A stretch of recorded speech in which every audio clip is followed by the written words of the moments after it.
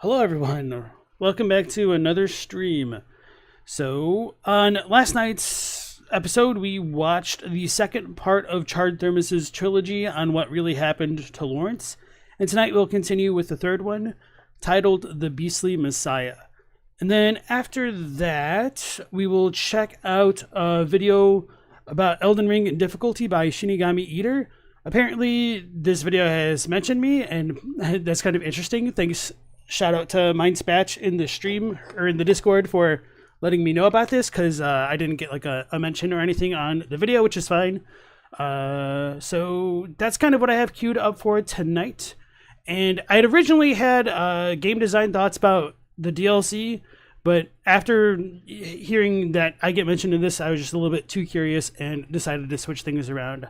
So this will probably be one of the last videos that I watch about difficulty, because I feel like I've talked about the topic quite a bit. So we'll probably get into like some more Elden Ring lore heavy stuff in tomorrow's stream. I haven't figured out what I want to watch yet. So before beginning, I want to welcome everybody back into the chat as I was just doing. So Iron Lung, Pigsy, Mordor, Stoatboat, how's it going? Radon, New Game 7 will taste the fire of hell. You killed him before, but it wasn't with that build. You're committed this time. How many more weeks can it possibly take? Good luck, Morlor. All right. So let's go ahead and dive on into the first video of the night with What Really Happened to Laurence, Part 3, The Beastly Messiah by Charred Thermos. Now, hopefully we'll get some more explanations for how he views the timeline, and maybe that will answer some of our questions. And I forgot to pull up my sheets, and those might be handy to have on hand for this stream. Okay, here we go. What really happened to Laurence? That's the question I set out to answer nearly 2 years ago, after coming across some new information that indicated there might be much more to Laurence's story than we've understood.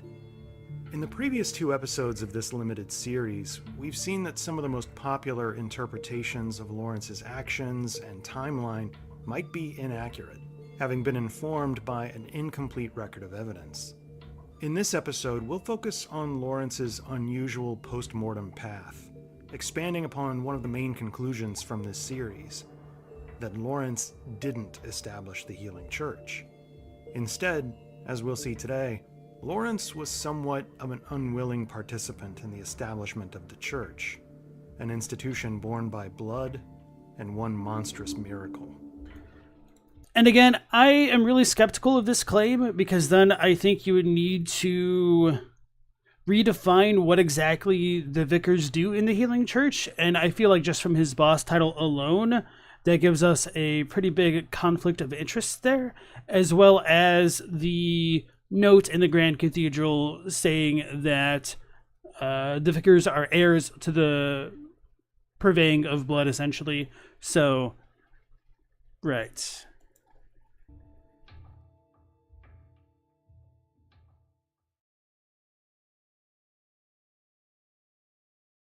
Hey, Realist, how's it going, man? And Dave, nice to see you guys.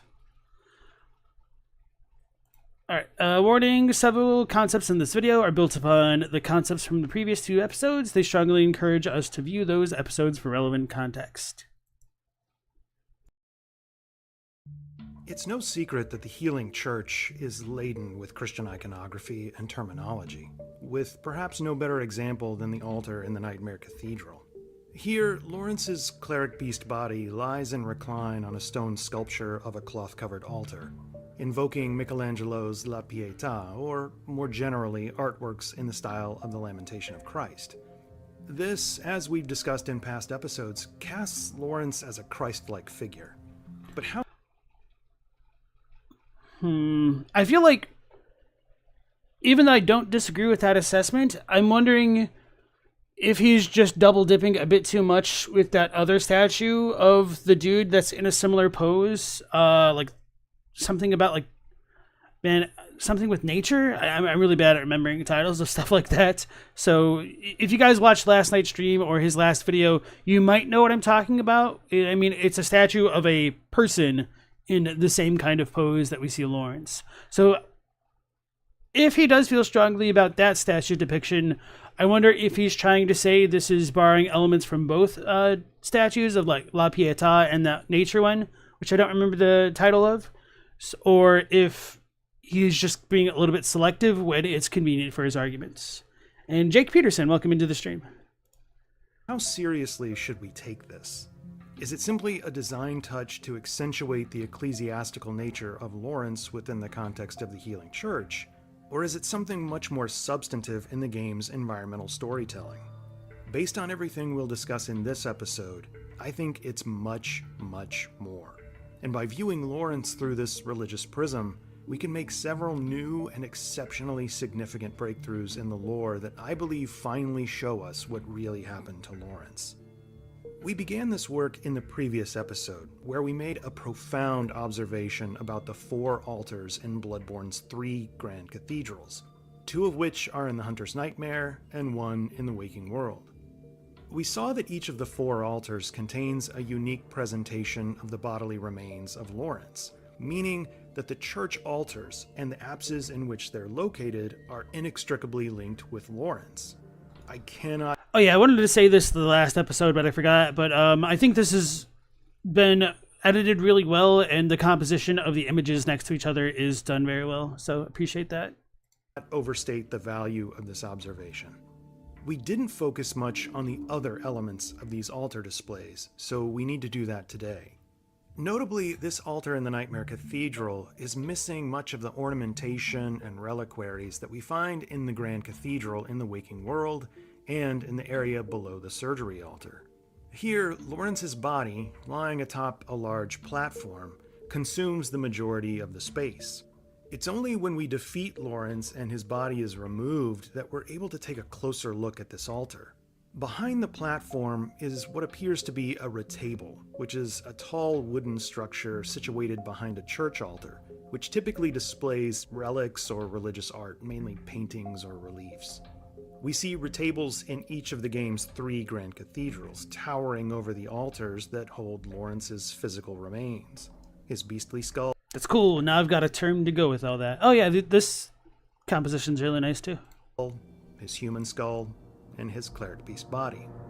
In the Nightmare Cathedral, we're able to see a portion of the relief that's carved into the front of the retable, which appears to show a woman wearing a veil. Unfortunately, the rest of her body is obstructed by the stone platform. This is also the case in the Waking World Grand Cathedral, where the image is almost entirely blocked by the statues and relics in the display. The hidden relief can only be revealed in the other Nightmare Cathedral. Once we raise the surgery altar platform, we see an altar that's almost identical to the altar from the Grand Cathedral in the Waking World. Unfortunately, the statues of supplicants block almost all views of the retable. But if you can time it just right, you can activate the elevator, jump, and then land on the altar chair as it descends. This gives us the clearest, most complete view of the image in the retable, which shows a scene in the style of the Lamentation of Christ. Obviously, that's consistent with the religious nature of the setting. We are in a cathedral, after all. But there's one piece in particular that's germane to our discussion in this excavation of Laurence. The dead body shown in the relief is the body of a man, and he's lying at an angle on a cloth-covered platform that is identical to the platform upon which we find Laurence, the first vicar.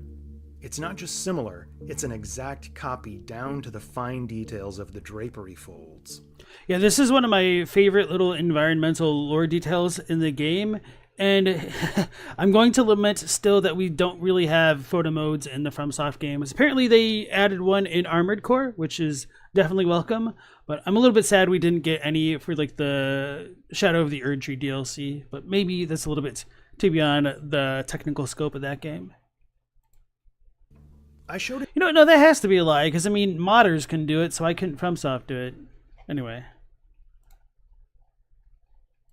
Exact copy down to the fine details of the drapery folds. I showed in great detail in the previous episode how the 4 altars within the game's 3 grand cathedrals provide us with mirrored versions of Laurence. One his beastly version, the other his human version. We see this with his skulls, and we see this with his outstretched bodies. One skull belongs to a beast, one to a human. One dead body belongs to a beast, one to a human. It's this reflection, in part, that allowed us to determine that the cadaver shown on the surgery altar is Laurence's human body. This dynamic is playing out yet again here. The retable image shows a man's dead body reclined on this cloth-covered platform. The Nightmare Cathedral altar, by contrast, shows the dead body of Laurence, the cleric beast, reclined on an identical cloth-covered platform. This strongly indicates that the body shown in the relief is the dead human body of Laurence. This might seem like a bit of a leap, but don't forget that these reliefs are found on the 3 altars that contain Laurence's remains. There's an implied connection to Laurence, more specifically his dead body, already built into these displays. It also has to be noted that this is artwork that we weren't able to see until the DLC was released. It's there in the base game within the Waking World, it's just hidden. This means that From Software took 2 deliberate steps in their design process. One, they designed the area below the surgery altar in such a way as to reveal the entire relief of the retable, which we're unable to see anywhere else in the game. Second, they designed the platform or altar holding the cleric beast body of Laurence to be the exact same as the platform shown in the relief on the retable. This asset predates this asset. They duplicated this design when creating the platform in the Nightmare Cathedral so that it would allow us to connect Laurence's cleric beast body to this human body in the relief. We're supposed to connect these corpses. But much more importantly, thanks to this connection, we're supposed to realize that Laurence died as a man, not a beast. This is one of those things where I think this could be the Healing Church propaganda because they were keeping beasthood a secret. And of course, it might have been a well-known secret, especially towards the end and when our hunter first visits the town. But at the very least, as I'd mentioned before on the previous streams, there is the kind of same picture of, or like sculpture, whatever you want to call it, of Laurence and that woman in Hemwick Charnel Lane's cathedral where you fight the Witch of Hemwick. Hemwick altar? No, I need pictures, not video.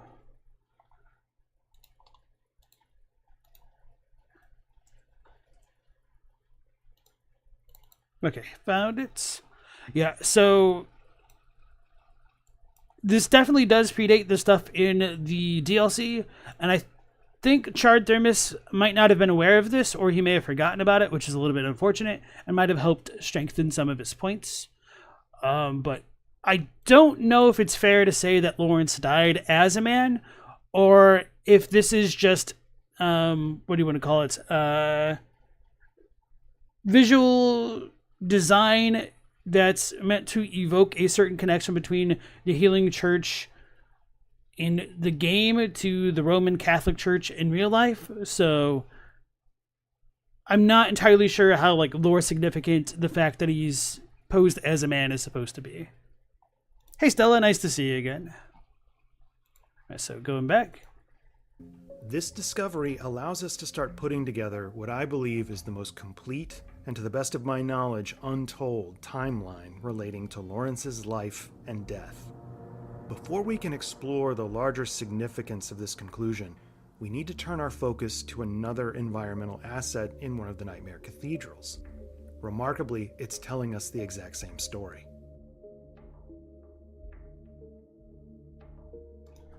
If I was smart, I would have gone earlier today to double check some of the other coffin things, sarcophagi. Anyway. What really happened to Laurence Part 2? We went through a robust and convincing set of details that allowed us to confidently say that the body on the surgery altar is Laurence's human body. In the process, we observed something very striking and peculiar about the aptly named surgery altar. The area... So, I'm not trying to misrepresent his views here, but I think the way that he phrases this can be inadvertently misleading, perhaps in the same way that I said, Seitai means holy body. When he says that this is the body of Laurence, I think it might have served his point better if he's saying, this represents Laurence, which I could definitely go along with. And now I'm left wondering if he means this literally, that it is the body of Laurence, which is a possibility, but I mean, this is also a nightmare. So even if it's a body of Laurence, it might not have been like the body of Laurence, if that makes sense. The fog is coming? Oh no. Thank you, Corvinus, for the warning. Is absolutely flooded with bright light, as if it's a surgical table being illuminated for a procedure or dissection. But that's not the only asset within this building to which this applies. On the other end of the cathedral, we see an effigy tomb showing a dead man's body wrapped in a death shroud or burial shroud, which is also brightly illuminated. The lighting is a prominent and distinctive link between the shrouded corpse and the cadaver on the surgery altar. That's one reason I believe we're being shown Laurence's dead body at 2 points in time. We see his shrouded human corpse at the time of his burial. His nose still has its normal shape. His body contains its outer flesh. This is the corpse of a recently deceased man. By contrast, the body on the surgery altar has had its flesh and cranium removed by 3 men wearing surgical long gloves. I'm not sure if it's fair to say that it's a recently deceased man because of that stuff. And part of the reason why I'm thinking about that is like the, oh man, what's it called? Like the body of the dude who's discovered underneath a peat bog that was extremely well preserved. I mean, his flesh is still like very visible and whatnot. So the remains could have been preserved in a certain kind of manner, but I don't really know too much about that. So he might be right here, but I'm just trying to think if there's anything which can potentially contradict that or potentially explain the phenomenon. And I'm also really skeptical about the lighting claims, just because I think lighting is handled purposefully, inconsistently in Bloodborne to help emphasize the dreamlike quality of the places that we visit. And of course, as I mentioned on last stream, one of the places which stands out to me for having some of the most dreamlike qualities would be in the Chalice dungeons, with the way that light just streams in, even when you're like 3, 4, 5 layers underground, or whatever you want to call it. You could say it was still juicy. This is Laurence's dissected dead body. It's even possible that the long rippled sheets lining the table aren't surgical sheets at all, but in fact are the unfurled burial shroud we see wrapping Laurence's dead body, as if to symbolize that the body was taken directly from the grave to the dissection table. We can't say that for certain, but it's an interesting idea. On a slightly whimsical note, I asked in the previous video if you knew where else this asset could be found. Where else is this shrouded corpse located in the game? I asked that question for a very specific reason, because we have to keep something very important in mind. This isn't the original asset. It's a copy. In fact, it's one of several copies, and this copy appears in the DLC. But it's the original asset, the one that was part of the base game, that matters most. Quite a few people knew that this asset could also be found in Cathedral Ward, hiding a subterranean staircase. Cool, I'm glad I didn't waste the time to go find the asset that I was thinking of. It's essentially the gateway from Cathedral Ward to Old Yharnam, which has some major lore significance of its own. But very few people mentioned the other appearances of this asset. It's found in a similar passageway in the Hunter's Nightmare, which doesn't seem to have any real significance. But far, far more importantly, it's found in the Church of the Good Chalice, in the oldest and deepest reaches of Yharnam. Yeah, I couldn't remember if that one was the same or different, and with the added statues, I figured it might be slightly different, so I didn't want to say that one.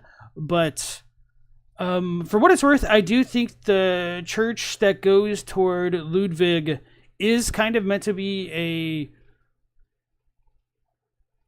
representation of that church that takes us to Old Yharnam, so I don't think it's entirely unimportant, and I think Charred Thermos could have potentially used that to build upon his argument here as well. This is the original asset, and it's here that we're able to continue unraveling the mysteries of Laurence. Also, it's weird that he says that this is the original asset, but why is he so confident that this is the original as opposed to the one that leads into Old Yharnam? Obviously, this is given a bit more religious significance, but I don't know. It's just kind of weird his choice of language to say like this is a corpse rather than like a representation of a corpse or something along those lines, which I'd probably be a bit more comfortable with.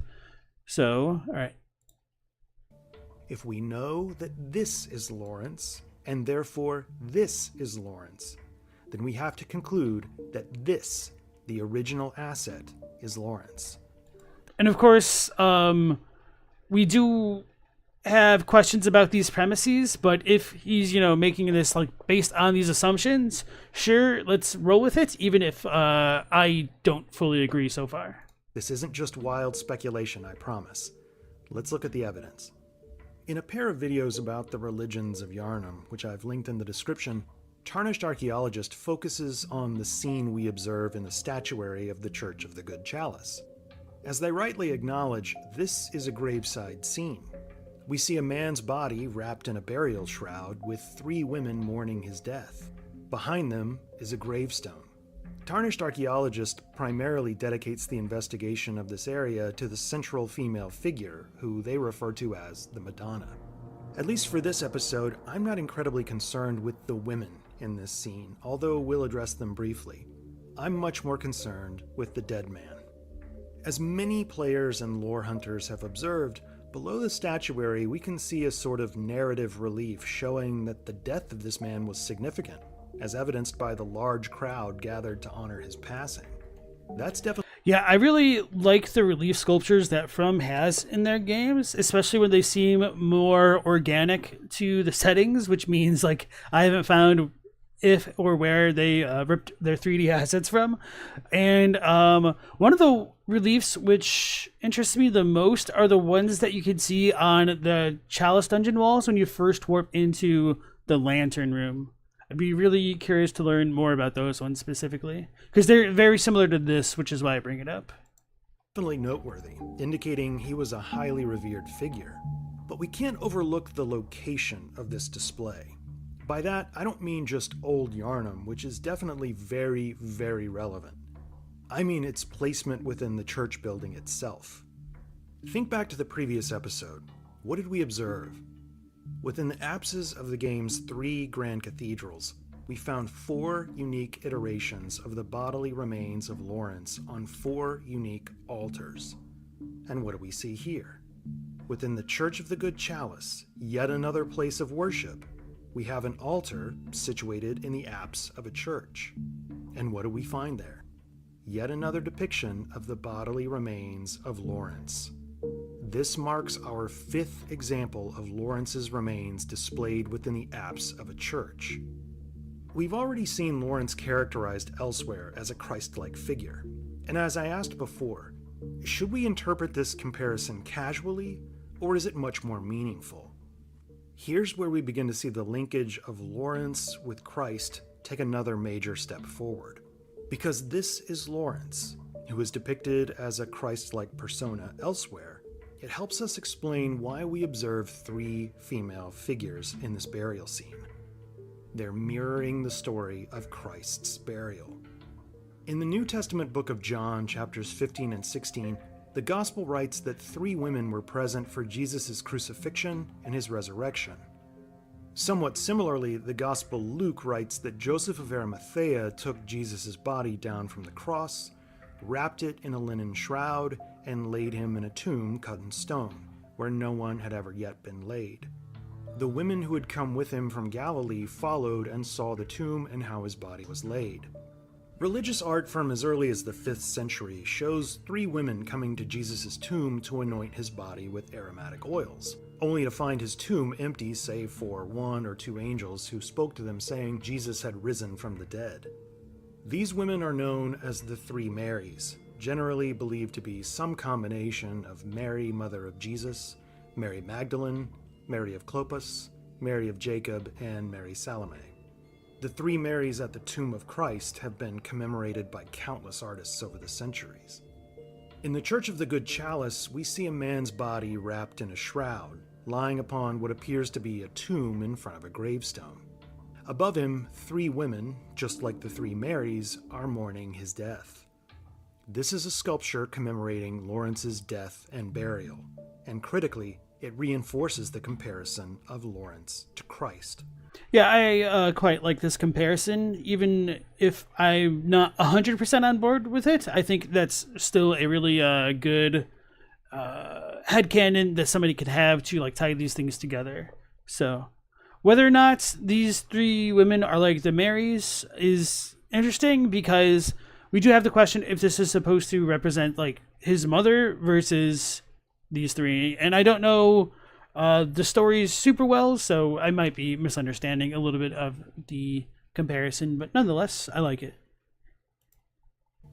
There's little information we can glean about the three female figures from the Church of the Good Chalice statue, but it seems a virtual certainty that the main figure shown at center is the same woman we see within the artwork of the retable in the Grand Cathedral.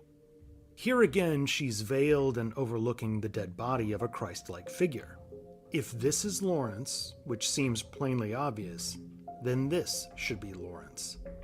But here's another interesting observation. In the Surgery Altar Cathedral in the Nightmare, we have three figures, who appear to be men, hunched over a corpse on an altar within the apse of a cathedral. Very similarly, within the Church of the Good Chalice, we have three figures, this time women, positioned over a corpse on an altar within an apse of a church. In both cases, the body is aligned perfectly parallel to the transept of the churches, with the corpse's head on the right side of the altar. These displays appear to show two key points in Laurence's post-mortem timeline, designed in such a way as to play upon a shared motif. One is the burial of his body within a grave with three women mourning his death. The other is the removal of his body from the grave and subsequent dissection by three men.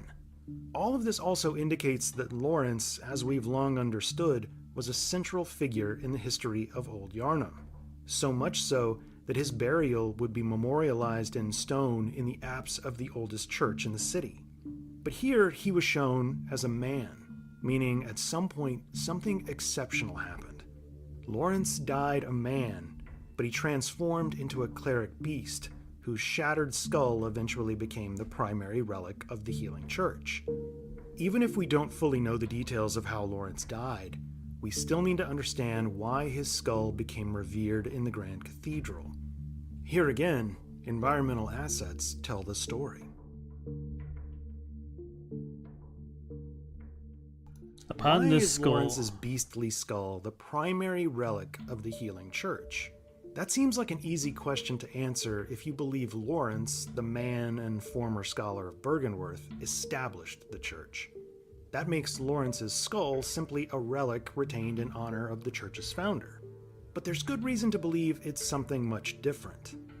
I've argued over the last couple of years that Laurence didn't establish the healing church, and in fact was already dead by the time the church was founded.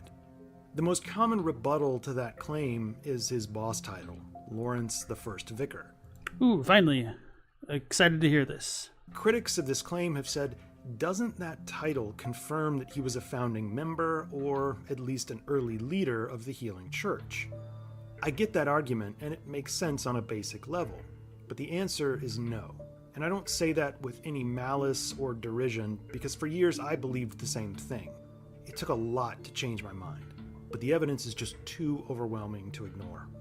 The main argument that Laurence the man didn't establish the healing church comes from Bloodborne game director Hidetaka Miyazaki, who said in a 2016 interview with Future Press that Laurence's skull was the start of the healing church itself. It seems hard to square this idea given the title of the boss, Laurence the First Vicar.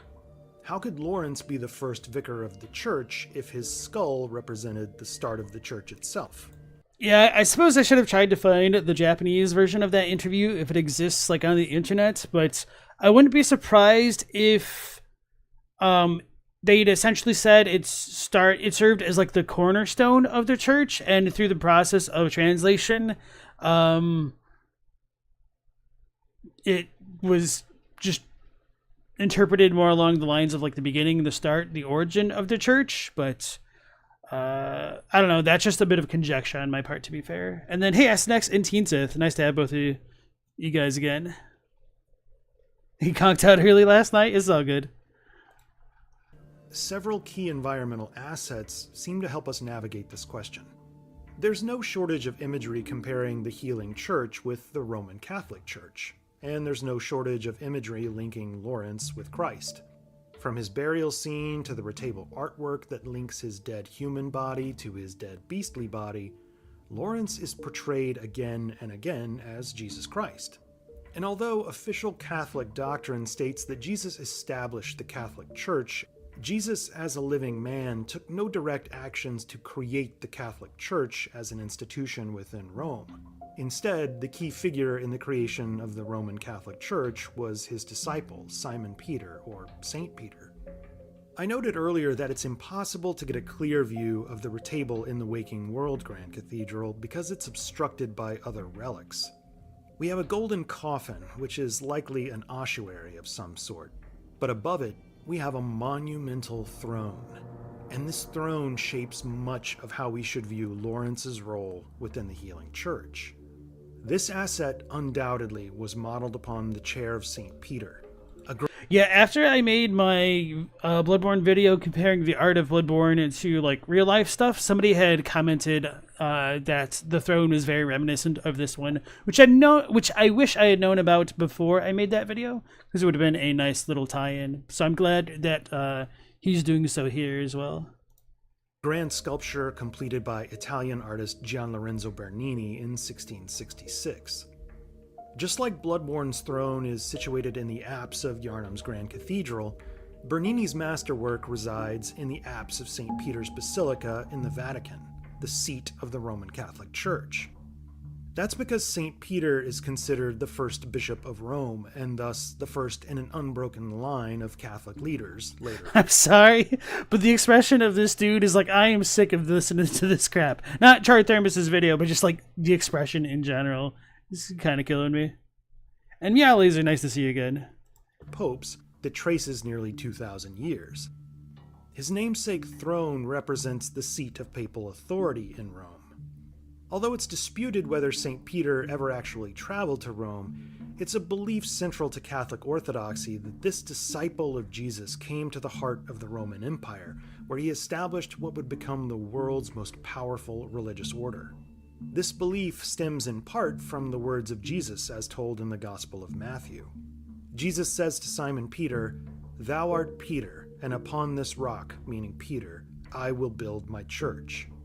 The chair of St. Peter, therefore, doesn't just represent papal authority. It represents the foundation of the Catholic Church itself. It's a grand symbol of the establishment of the Church. Why would we see a facsimile of the chair of St. Peter in Bloodborne? Aside from underscoring the parallels of the Healing Church and the Roman Catholic Church, the presence of the chair in the Grand Cathedral tells us about the history of the Healing Church. In earlier iterations of the game, Laurence's skull wasn't just near the chair like we see in the final game. It was found on the chair. We see this in the concept art for the Grand Cathedral, where Laurence's beastly skull, with its stringy hair and gaping fracture, is resting on the chair. We also see it. And it's interesting that we get the depiction of the beastly skull on the chair, because on some of the earliest cut files, it's the humanoid version of the skull. I think it has a crown. And so it's kind of interesting to see where they went with their different iterations of things. And damn it, now I'm trying to remember whether it was the Project Beast trailer that had a Brightus in this portion of the Grand Cathedral, or if it was the Cleric Beast. Because if it was the Cleric Beast, that might tie into like the promo video that plays in the game, where when the hunter is like seemingly exploring the Chalice dungeons, all of a sudden they're in the Grand Cathedral and they see Laurence's skull, and then they get attacked by a Cleric Beast.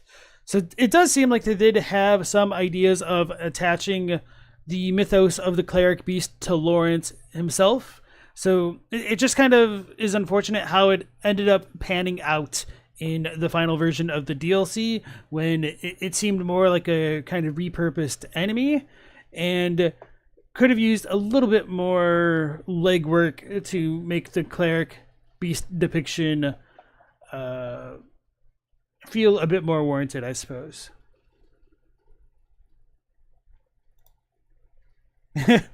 Realists can get mad about this stuff because there's a ton of debate surrounding the verses and the papacy. Understandable. Yeah, exactly, Stella. Limited options. Okay. It in the trailer when the game was still in development under the name Project Beast, where a skull, presumably Laurence's, Hey, he shows it. is Cool. affixed with a crown and sitting on the chair. In both cases, Laurence's skull was directly physically connected with this monumental chair that's modeled upon the chair of St. Peter.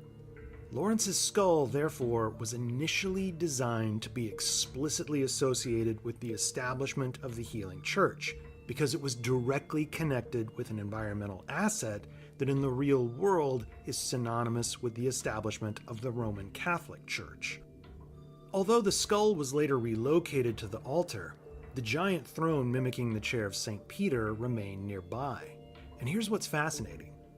Although we have 4 different altar displays within the apses of Bloodborne's 3 grand cathedrals, the 2 displays that contain this monumental chair have a shared feature. These displays contain the skulls of Laurence. They don't contain his whole body, just his skulls, because his skull is linked with this chair, which was modeled upon the chair of St. Peter. Laurence's skull, just like Peter, was the rock upon which the church was founded. It's just like Miyazaki said, Laurence's skull served as the start of the Healing Church itself. Laurence the man, during his life and the time immediately following his death, is treated as Bloodborne's Christ, which we'll examine in greater depth later on. But his beastly skull is Bloodborne's St. Peter. It was the rock upon which the Healing Church was founded. That's what Miyazaki means. This still begs the question, why was Laurence's skull considered the foundational piece of the church? We can come back to that question later once we reveal more of Laurence's history. All of this keeps in line with everything I've argued in the last 2 episodes about what we learned from Alfred, who gives us an exceptional amount of information about the history of the Healing Church. Alfred tells us, once a group of young Byrgenwerth scholars discovered a holy medium deep within the tomb, referring to the Tomb of the Gods. The discovery of this holy medium, Alfred says, led to the founding of the Healing Church and the establishment of blood healing. For years, the overwhelming majority of the lore community has understood Alfred's use of the term holy medium to mean one thing: the old blood. Hell Based yeah. on what we've discussed in the previous 2 episodes and what we're about to cover, I think we can demonstrate that this isn't accurate. As we've noted in each episode of this series, the term used for holy medium in the game's original Japanese text is seitai, which can be translated as either holy body, as in the dead body of Christ, or the Eucharist, meaning the bread and wine that Christians consume during communion. Once consecrated, the Eucharist is considered to be the body and blood of Christ. So, Alfred is telling us that Byrgenwerth scholars went into a burial place or tomb and returned with a holy body, or what is essentially Bloodborne's version of the body and blood of Christ. Alfred also tells us that this holy medium is venerated in the Grand Cathedral, the same place where Laurence's beastly skull is kept on display. I'm trying to remember if this is another part of the localization issue, because from my recollection off the top of my head, and I'm going to double check this, it's that he doesn't exactly say that the holy medium itself is venerated as much as it is like the holy medium it's originated from is venerated there, which to me would imply like Laurence, the analogy that I constantly make about the subject, and him being like the head vampire of the Healing Church. Holy medium. I can't type.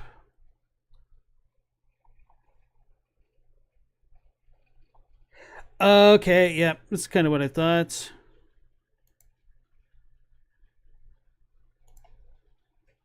Okay, yeah. So let's go ahead and make this gigantic. All right. And I should sit up straight my banana-shaped punk. All right, so I've heard that the holy medium of blood healing is venerated in the main cathedral. So, Sono Minamoto to Naru Seitai. So this is like, Minamoto is like the source of something, and this is like the first character in Genyu for like the primeval current.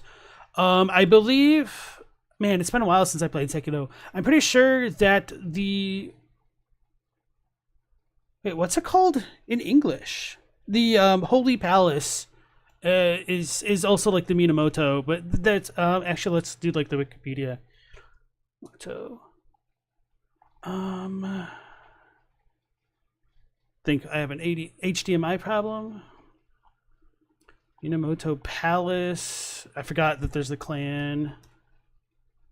Minamoto Palace. Oh, that's Total War. Fountainhead Palace. Okay, so it's, I mean, there's like a real life story to go. I mean, not like a real life, but there's a folklore story to go along with it. Does it have the, okay. Yep. Minamoto no Miya, which is kind of interesting because that's like, Palace is, it's fine. So, anyway, what was my point with that? All right. So, the holy body serves as the source of the alms of blood, and it's and he hears that it's enshrined within the Grand Cathedral. So,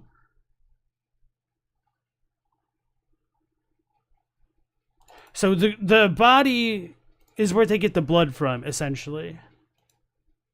Or the holy body is like the source of blood alms, which might not be ultimately too different from what he's going to get at here, but I mean, it's still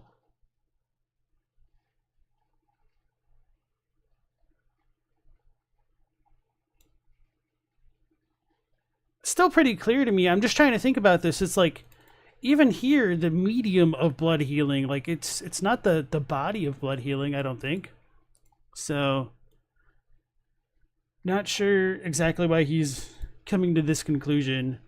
And funnily enough, Aruki Mania had actually commented on the last video saying like, oh, you know what? I think in the past that I've said, looking at this line in isolation, that it would be arguable whether or not it could be like a literal holy body in like the corpse sense, or like holy medium. But then when he saw that I pointed out like the comparison how Seitai is used in things like the Tumaru Chalice's description, which makes it a lot clearer that the thing which allows them to partake in communion is the Seitai, and it's filled with blood. Yeah, this kind of sucks how this is translated that way, because it's the blood of the chalices which will be the nourishment of the hunters, essentially. So, we talked about that a little bit on last night's episode as well when we were watching his second video, but, you know, since he brought the point back up, we will bring it up as well, just for anybody who may be catching this video in isolation. And then Stella asks, is that the word that they use for the Eucharist in Japan? Yes. And so this is one of the harder ambiguities in dealing with translating things like one passage at a time, because there is that ambiguity as to whether or not it refers to a corpse or like a fluid, kind of like a body of water or a body of blood, etc.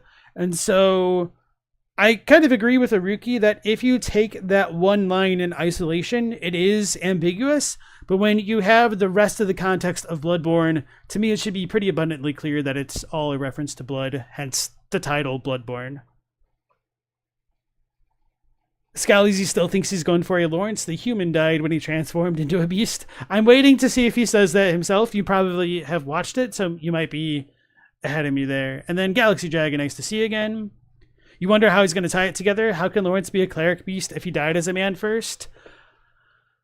It could be what Scalzi is saying. There is the possibility that people die and then transform into beasts if you think that's what happened to Gilbert. But I have a lot of qualms with that idea, because we see Gascoigne transform literally in front of our eyes. There's also the suspicious beggar who transforms into the abhorrent beast. And also, like, when the player character dies, I've been waiting to say this point and like until he came to what I figured would be his concluding remarks, that like if Laurence died and then transforms into a human, that could explain why we get a humanoid depiction of Laurence allegedly being dissected in that Grand Cathedral Nightmare version altar. But conversely, when we use that Beast's Embrace rune and we die with it, the beastliness disappears before we die and like return to the hunter's dream. So it could also be possible that once you kill somebody as a beast, they kind of revert to a human. But that also doesn't work super well with the way that we see like Scourge Beasts' bodies stick around after we kill them. Some boss type enemies just kind of like disappear completely. So it's a little bit inconsistent how deaths are treated in FromSoft games in general. Teen Sith said, it's been forever since we've gotten a novel Bloodborne theory from someone who really thinks it out, so you're interested? I'm definitely interested to hear more. I just have some strong disagreements until I can have my fears of the old lore assuaged. Yeah, all the transformations disappear on player death. Okay, let's go back in. As a relic. But the original Japanese text of Alfred's dialogue seems to be more nuanced. Whereas Alfred's line in the official English version is, "I have heard that the holy medium of blood healing is venerated in the main cathedral," the Japanese version appears to be closer to, "For blood ministration, I've heard the holy body it originates from is enshrined within the Grand Cathedral," or, "I have heard the holy..." Originates from...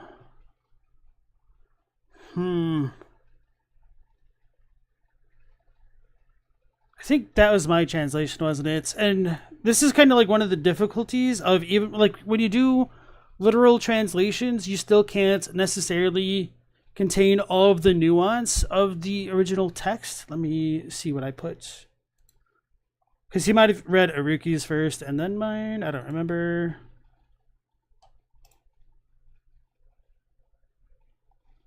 Yeah, so that's my translation, and I'm assuming this one is Aruki's. Yes, okay. Holy body, source of the salvation of blood, is enshrined in the Grand Cathedral. Okay, so yeah, maybe Aruki's is a bit better there by saying it's the source of the blood healing, essentially. These translations strongly imply there was a bodily origin source of blood healing. And as one of the sources of those, I would disagree with that, but it's kind of one of the fun parts of even like offering these translations, because how do I explain it? So sometimes when I talk about interpretations, there's a linguistic interpretation of things, and then there's like a semantic interpretation of things. What is going on with my HDMI cord tonight? Let me double check this. Maybe it's loose or something. Seems fine. Anyway, so the linguistic stuff is what I would describe as like going from language to language, and then the semantic stuff is what people interpret from such linguistic interpretations. So I would offer that I think his semantic interpretation differs from what I meant from my linguistic stuff, although I could see where the confusion could arise. Oh, the translation credits is at the bottom of the screen? I'm a little bit blind. Hold on. Strongly. I'm just curious how blind I am. Oh, okay. I've heard the holy body. Okay, thank you, Teen Sith. Yeah, I was distracted by the source captions. Of the salvation of blood is enshrined in the Grand Cathedral. These translations strongly imply there was a bodily origin source of blood healing. If Laurence, as we've seen, is Bloodborne's Christ, then Alfred is telling us that scholars went into the tomb of the gods and retrieved Laurence's remains, which were buried in a tomb as we see depicted in the graveside sculpture within the Church of the Good Chalice. They later dissected his remains as depicted on the surgery altar.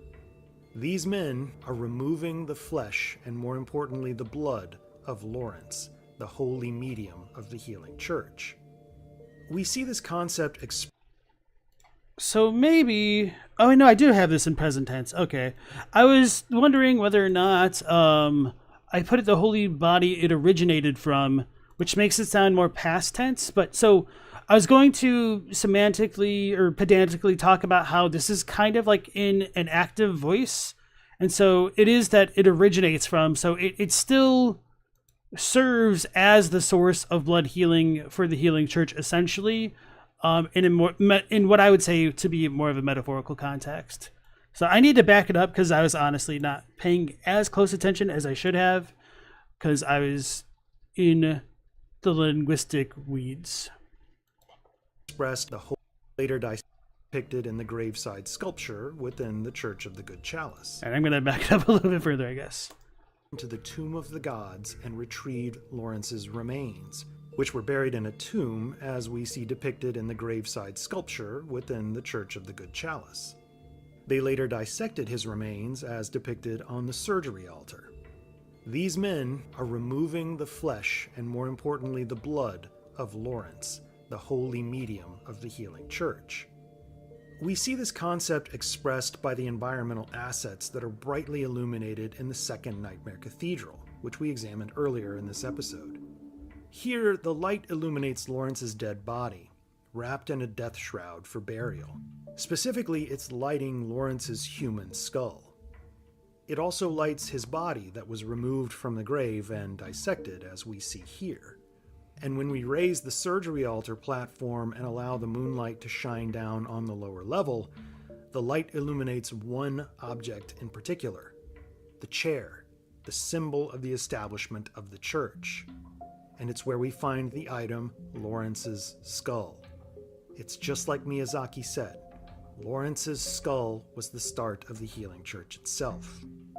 One of the most common responses to the assertion that Laurence's dead body is the holy medium is something akin to, how could Laurence be the holy medium if he already knew about the old blood? Unfortunately, this question comes from a place of misunderstanding. I'm arguing and have been arguing in all three videos about Laurence that the so-called old blood isn't the same thing as the holy medium. They're related, but not synonymous.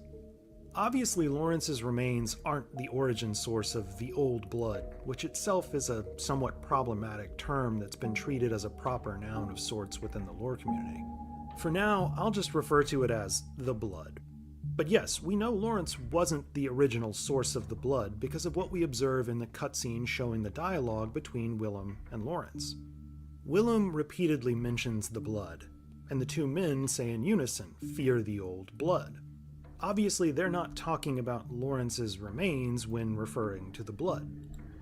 All right, so it sounds like he's addressing or about to address my criticism so far, and I'm very curious to hear what he has to say next. But I just want to ask chat, am I alone in feeling a little bit confused about what he's trying to argue then? Like if Laurence is not the source of the old blood, but is also like the founding of the healing church, like his death founded the healing church, like what's it really matter? And that sounds a lot more dismissive than I mean it to be, but I'm having trouble trying to articulate this thought. You're confused too? Yeah, so it's like, for me, I thought Charred Thermos was saying somehow that Laurence, like the old blood originated from Laurence, since it would go on to, since he kind of started the healing church. And if he doesn't think that, I am confused at what he's trying to argue right now, because now I feel as though the rug has been swept out from under me and I don't understand his point, which he's about to elaborate on this right now, but I'm just curious if I was alone in feeling this. So Galaxy Dragon's confused too. And then Scalisi said his death can't have founded the healing church unless he was made the first vicar post-mortem, which would be super weird.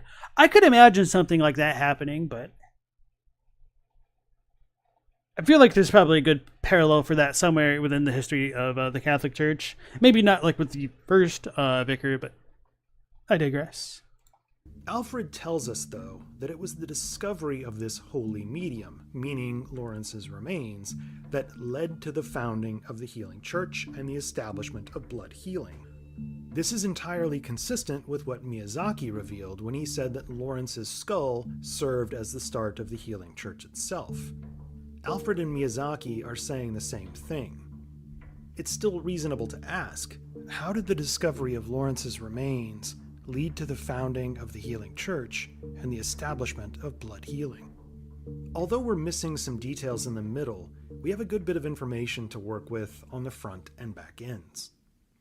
Laurence's conversation with Willem, as we just noted, confirms that he and Willem were well aware of this mystical blood. They knew it well enough to understand that it was something to be feared. The Beast Rune tells us why. Because with Byrgenwerth's discovery of this special blood came deviations, a sort of diseased, perverse metamorphosis, and the discovery of undesirable beasts. It's the beastly transformation. There are several compelling theories about exactly where Byrgenwerth scholars discovered this blood, but regardless of the original source of the game's mystical blood, the lore heavily implies that it was the same kind of blood that was used in the ancient land of Laurence. We know from the ailing Laurence Chalice that a beastly scourge plagued Laurence long ago, hence its name, Ailing Laurence. The lower Laurence chalices also tell us there were trace remains of medical procedures that likely were the cause of this transformation, not an attempt to cure it. The implication is that there was some mystical blood being used in Laurence as a medical treatment, and it ultimately ended up triggering a beast plague. One could argue it was this blood that Byrgenwerth scholars discovered, but there's reason to believe that the game's powerful blood is simply the blood of the dead, and there's not some single original source. An entire video series could be devoted to the nature and origin of the blood. Fortunately, that's not something I feel like I've done that, yeah. we need to solve here. The point is that Willem and Laurence knew about the blood, they knew it had potentially curative power, and they knew that using this blood came with great risk. The strong implication is that this same mysterious blood was the cause of the schism between Laurence and Willem. Laurence saw the blood as a miraculous gift, and Willem didn't. That's pretty clear. As the Rune Workshop tool tells us, Provost Willem would have been proud of Carol's runes, as they do not rely upon blood in any measure.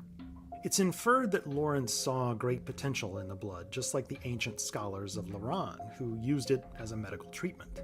But Laurence's desire to use the blood conflicted so strongly with his headmaster's ideals that Willem would view Laurence's departure from Byrgenwerth as an act of betrayal. Although we don't see references to Laurence throughout Old Yharnam, the fact that there's a picturesque monument to his burial found in the oldest church in the city indicates that after Laurence left Byrgenwerth, this is where he came. What happened next is incredibly hard to say, and any assertion about Laurence's specific actions are guesswork to some degree, but I think we have enough to go on. We know that a plague of beasts eventually consumed Old Yharnam. That's obvious.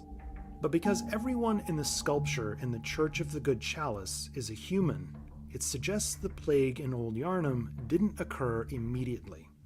It likely occurred after Laurence died. At the same time, this sculpture seems to be telling us that Laurence, Bloodborne's Christ, was viewed as a savior in Old Yharnam. Why? It's because Laurence came here, to Old Yharnam, for a very specific reason, and did something that the residents of the old city would have considered worthy of deep reverence. The history lies in the antidote item description. Old Yharnam was being ravaged by a mysterious sickness. It was the Ashen Blood. The people of the old city used these medicinal tablets, but they only provided short-term relief for a disease that no one had been able to cure. That is, until Laurence. This scholar from Byrgenwerth came to the city touting a substance that he and his fellow scholars had discovered in the Tomb of the Gods. It had been used as a medical treatment long ago, and perhaps it could be the cure for the Ashen Blood sickness that was plaguing Old Yharnam. Laurence and his former master, Willem, knew that this blood was to be feared, but what better opportunity to employ the blood than during a sweeping outbreak of disease? Laurence distributed the blood to those afflicted with the ashen blood sickness, and it worked. The people were cured. Laurence was hailed a savior.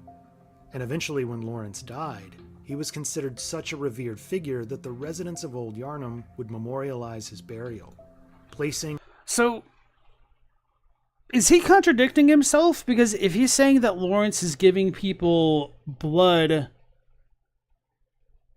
what's the point in saying that, like, the healing church started after he died? I mean, I don't understand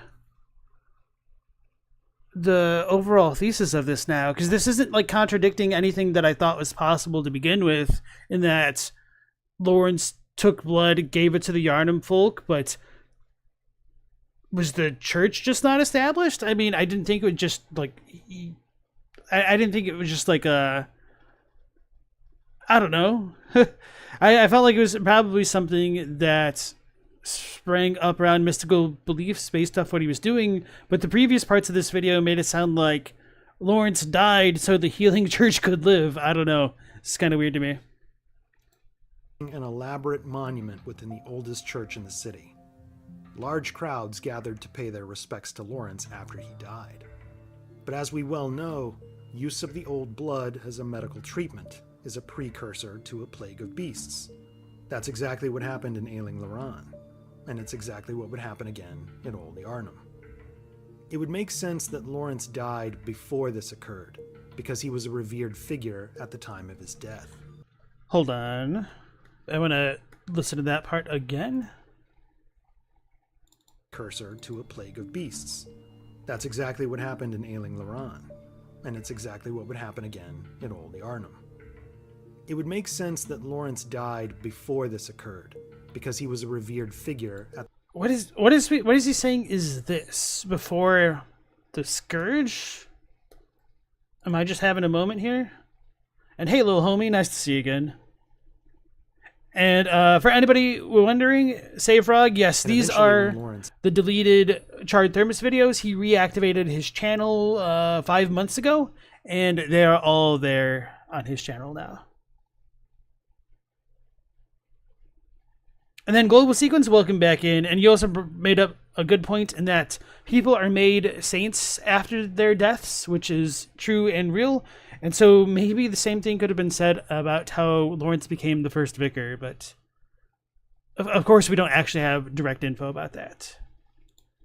Died. He was considered such a revered figure that the residents of Old Yarnum would memorialize his burial, placing an elaborate monument within the oldest church in the city.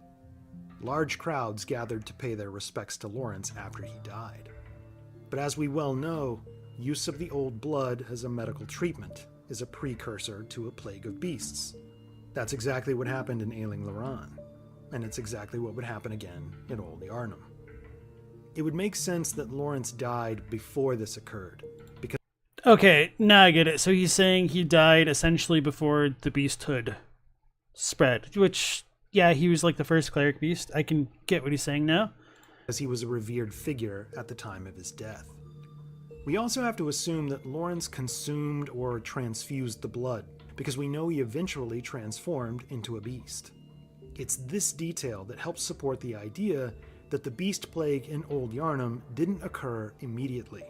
It took time, because we know Laurence died a man, as the retable and effigy tomb show. His transformation must have occurred later. Or the people who made those sculptures didn't know what happened to him, and this might have been a secret kept only to the highest echelon members of the healing church, because foreigners were not permitted to go into Cathedral Ward, where obviously the Grand Cathedral resides. So how did we end up with Laurence's beastly skull in the Waking World Grand Cathedral? As far as I can tell, there's only one explanation that makes sense. But this explanation only makes sense if we understand a specific feature of the game's mystical blood. The Holy Chalice. There's a surprising amount of information we can obtain about Laurence and the healing blood in the early game. It's just not easy at first to realize that the sources of this information are talking about the same thing. They seem to converge on the Church of the Good Chalice. It's Gehrman who tells us to come here. Seek a holy chalice, he says, as every hunter before you has. This quest takes us to Old Yharnam, where we eventually have to defeat the Bloodstar Beast to obtain this chalice, which we learn is the Tumaru Chalice. This is the first chalice we can obtain in the game, and its placement here is notable. We find it in the aptly named Church of the Good Chalice, indicating that the church itself was named in honor of this cup. That would explain why Gehrman told us that this chalice is worshipped in the Valley Hamlet. The Tumaru Chalice appears to be the central relic behind the religion of Old Yharnam. It's significant then that the altar within this church, a church dedicated to this holy chalice, is a depiction of the burial of Laurence. These features signal that Laurence and the Tumaru Chalice are closely related. Why is that so? Although there are likely other connections, the Tumaru Chalice is the only one of the game's 25 chalices that uses the term Seitai, the Japanese term that means holy body or Eucharist. From Software's effort to connect the Tumaru Chalice with Laurence is yet another major attempt to portray Laurence as Bloodborne's Christ. In this instance, we're not just seeing a simple imprint of Eucharistic ritual. We're experiencing a twist on the Holy Grail mythos, which itself was heavily manipulated by the Christian faith.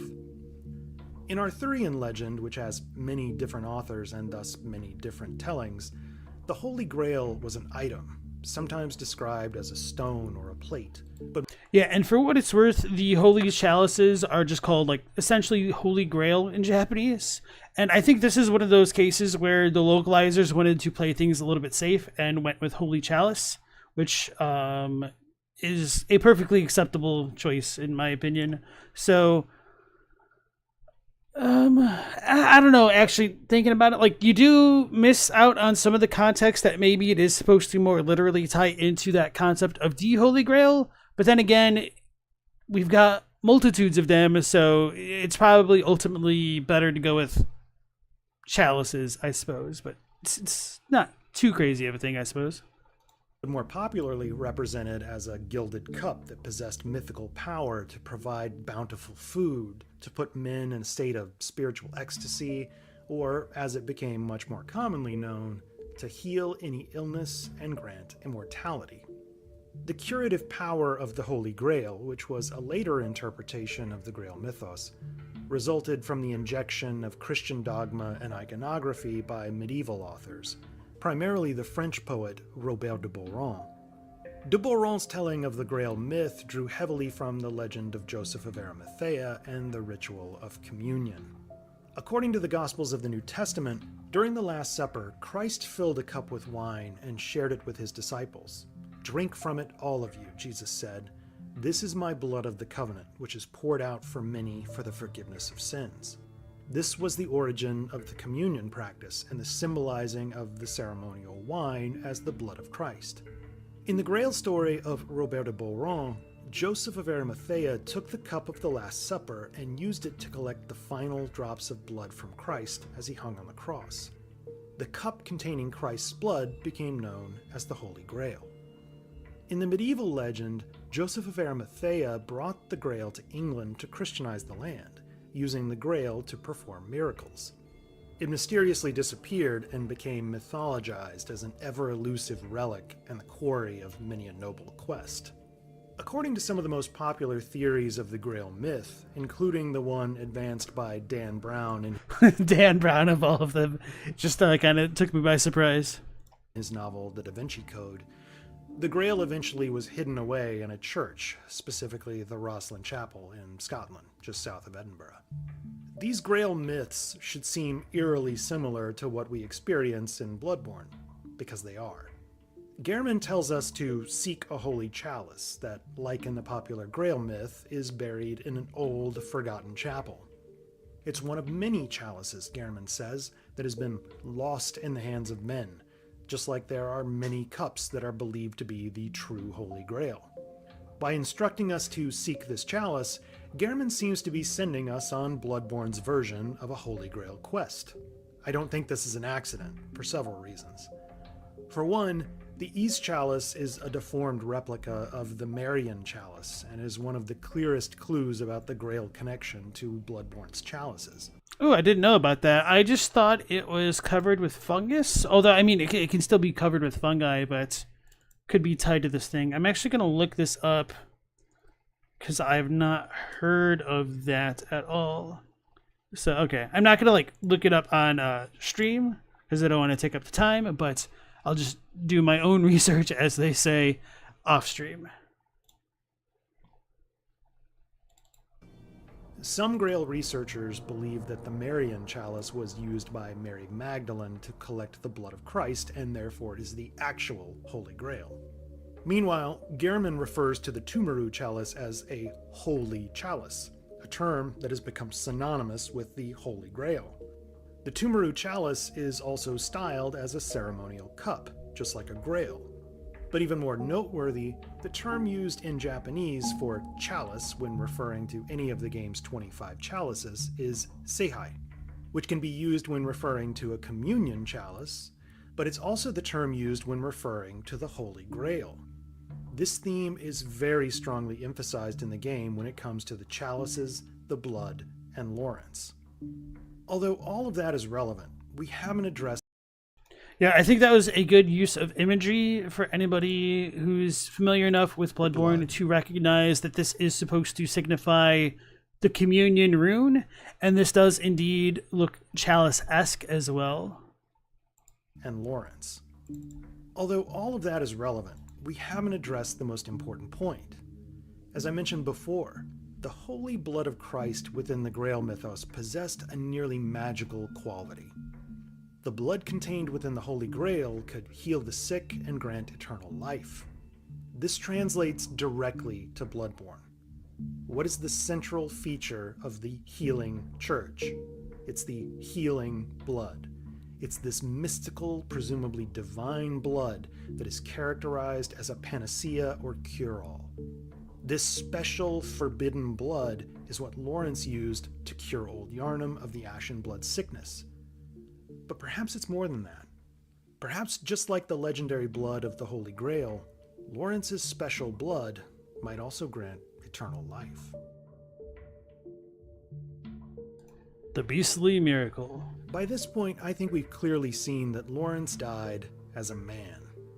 His dead human body is shown in the relief of the retable in the Grand Cathedral.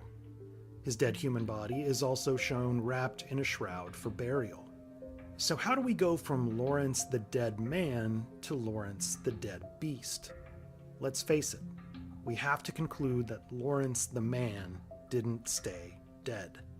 He came back to life, but as a beast. The transformation occurred after his death. As ridiculous as that might seem, it makes perfect sense. We know that Laurence is consistently portrayed as Bloodborne's Christ, whose death is lamented in various religious buildings throughout Yharnam and the Nightmare. And when it comes to Jesus Christ, what was his greatest miracle? What is he best known for? What act of his became the promise of hope extended to all his believers? It was his resurrection. It was his life after death and the promise of eternal salvation. If Laurence transformed into a beast after death and some sort of nightmarish resurrection, it helps explain why all the imagery around Laurence treats him as a Christ-like figure. It explains why the imagery around Laurence shows him as a human at the time of his death. And it also explains why all the imagery around Laurence isn't associated with his life. It's dedicated entirely to his death. We never see his face, we hear only 30 words of dialogue in Laurence's voice, and we learn virtually nothing about specific actions he took as a scholar. But we see his bodily remains here, here, here, here, here, here, and here. In many ways, Bloodborne is a saga of Laurence's death and beastly resurrection. If what we're seeing in the second Nightmare Cathedral is a sort of timeline of Laurence's remains, it's notable that everything here is related to his human remains. We have his human body in a shroud, his human body being dissected, and then his human skull on the altar below. Where does the beastly transformation fit into all this? We know that Laurence's human skull only exists in the nightmare, thus it's not real per se. It's a symbol of what Laurence lost. In reality, all that's left of Laurence is a beastly skull. The surgery altar also can only be found in the nightmare, so perhaps this display is just like Laurence's human skull, in that it doesn't reflect the true nature of Laurence's remains when they were dissected. But the effigy tomb showing Laurence's body in a shroud can be found in multiple places in the waking world, most importantly in the Church of the Good Chalice. It exists in Bloodborne's version of the real world. What does this mean? I think the most logical explanation is that the scene in the surgery altar is a storytelling device to indicate that Laurence's corpse was dissected, and in this process, his head was removed. But his corpse wasn't a human corpse within the waking world. It was a beast corpse, hence why we see his beastly skull in the Grand Cathedral. As Alfred tells us, a group of young Byrgenwerth scholars went into the Tomb of the Gods where they discovered a holy body. It was the body of Laurence, the Christ-like savior of Old Yharnam. But he was no longer a man. He had transformed into a horrible cleric beast. The scholars would have been shocked by this turn of events. Laurence's transformation was an abomination, but also a ghoulish miracle. He had achieved... So I wanted to let him finish some of his points, but I don't know how you reconcile the resurrection of Laurence being more miraculous than him giving a panacea to all of Old Yharnam before his alleged death. So, don't get me wrong, both are miraculous, but it seems like the healing church, for all intents and purposes, should have been established with Charred Thermos' own timeline of Laurence's actions in Old Yharnam. So, I have a lot to say about the conclusions that I think he's going to draw, so I'll just shut up and let him continue. But also, Matt Sargent, nice to see you again, as well as the Polyester Pimp. Achieved a sort of horrific immortality. This creature was something never seen before. Laurence was the first cleric beast, after all. Although we never observe Laurence's resurrection directly during gameplay, I think we might be receiving a glimpse of it elsewhere. It's in the game's opening cinematic. I mentioned in the first episode of this Laurence mini-series that the cinematic appears to show a hunter walking through the Tomb of the Gods. He's moving through dark corridors and compact archways like we see in the Labyrinth. Importantly, there are massive tree roots growing through the stonework, just like those we see everywhere throughout the Tomb of the Gods. Alfred tells us it was within the Tomb of the Gods that the Holy Medium, meaning Laurence's dead body, was discovered. Near the end of the cinematic, we see Laurence's beastly skull, symbolically imbued with a drop of holy blood from an unknown divine source, indicating that the blood was the cause of his beastly transformation. And as the hunter reaches out to touch the skull, behind him a hulking cleric beast emerges from the shadows, as if to symbolize the resurrection of Laurence. His skull tells us that Laurence was dead, but the emergence of the beast symbolizes his return to life through the power of the mystical blood. These aren't real events in the cinematic. This is pure symbolism. It also turns out that the rumor we learned from Gilbert, a fellow outsider, was true. Gilbert gives us 2 bits of information about the church. Deep within Cathedral Ward, he said, is the old Grand Cathedral, the birthplace of the healing church's healing blood, or so they say. Objection, hearsay. Follows up even more bluntly, saying, across the valley to the east of Yharnam, you'll find the Cathedral Ward. Deep within lies the old main cathedral, said to be the source of blood.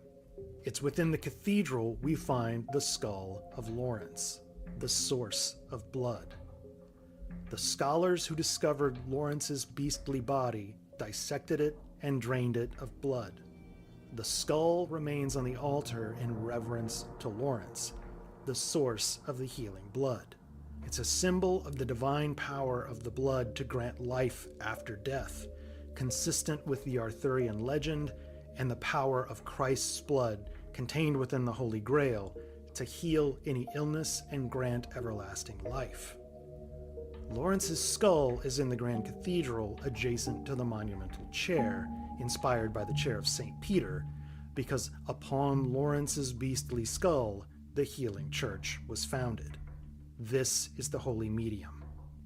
We can't say for certain whether Laurence's use of the so-called old blood significantly modified his own blood, or if he essentially replaced his own blood with the mystical blood he found in the Tomb of the Gods. We, the player character, receive a transfusion in the introduction of the game, so I think we could probably comfortably say that it modified the blood based on the way that the characterization of Ariana's blood differs from Adela's, in that it's said to be more similar to what was forbidden by the healing church.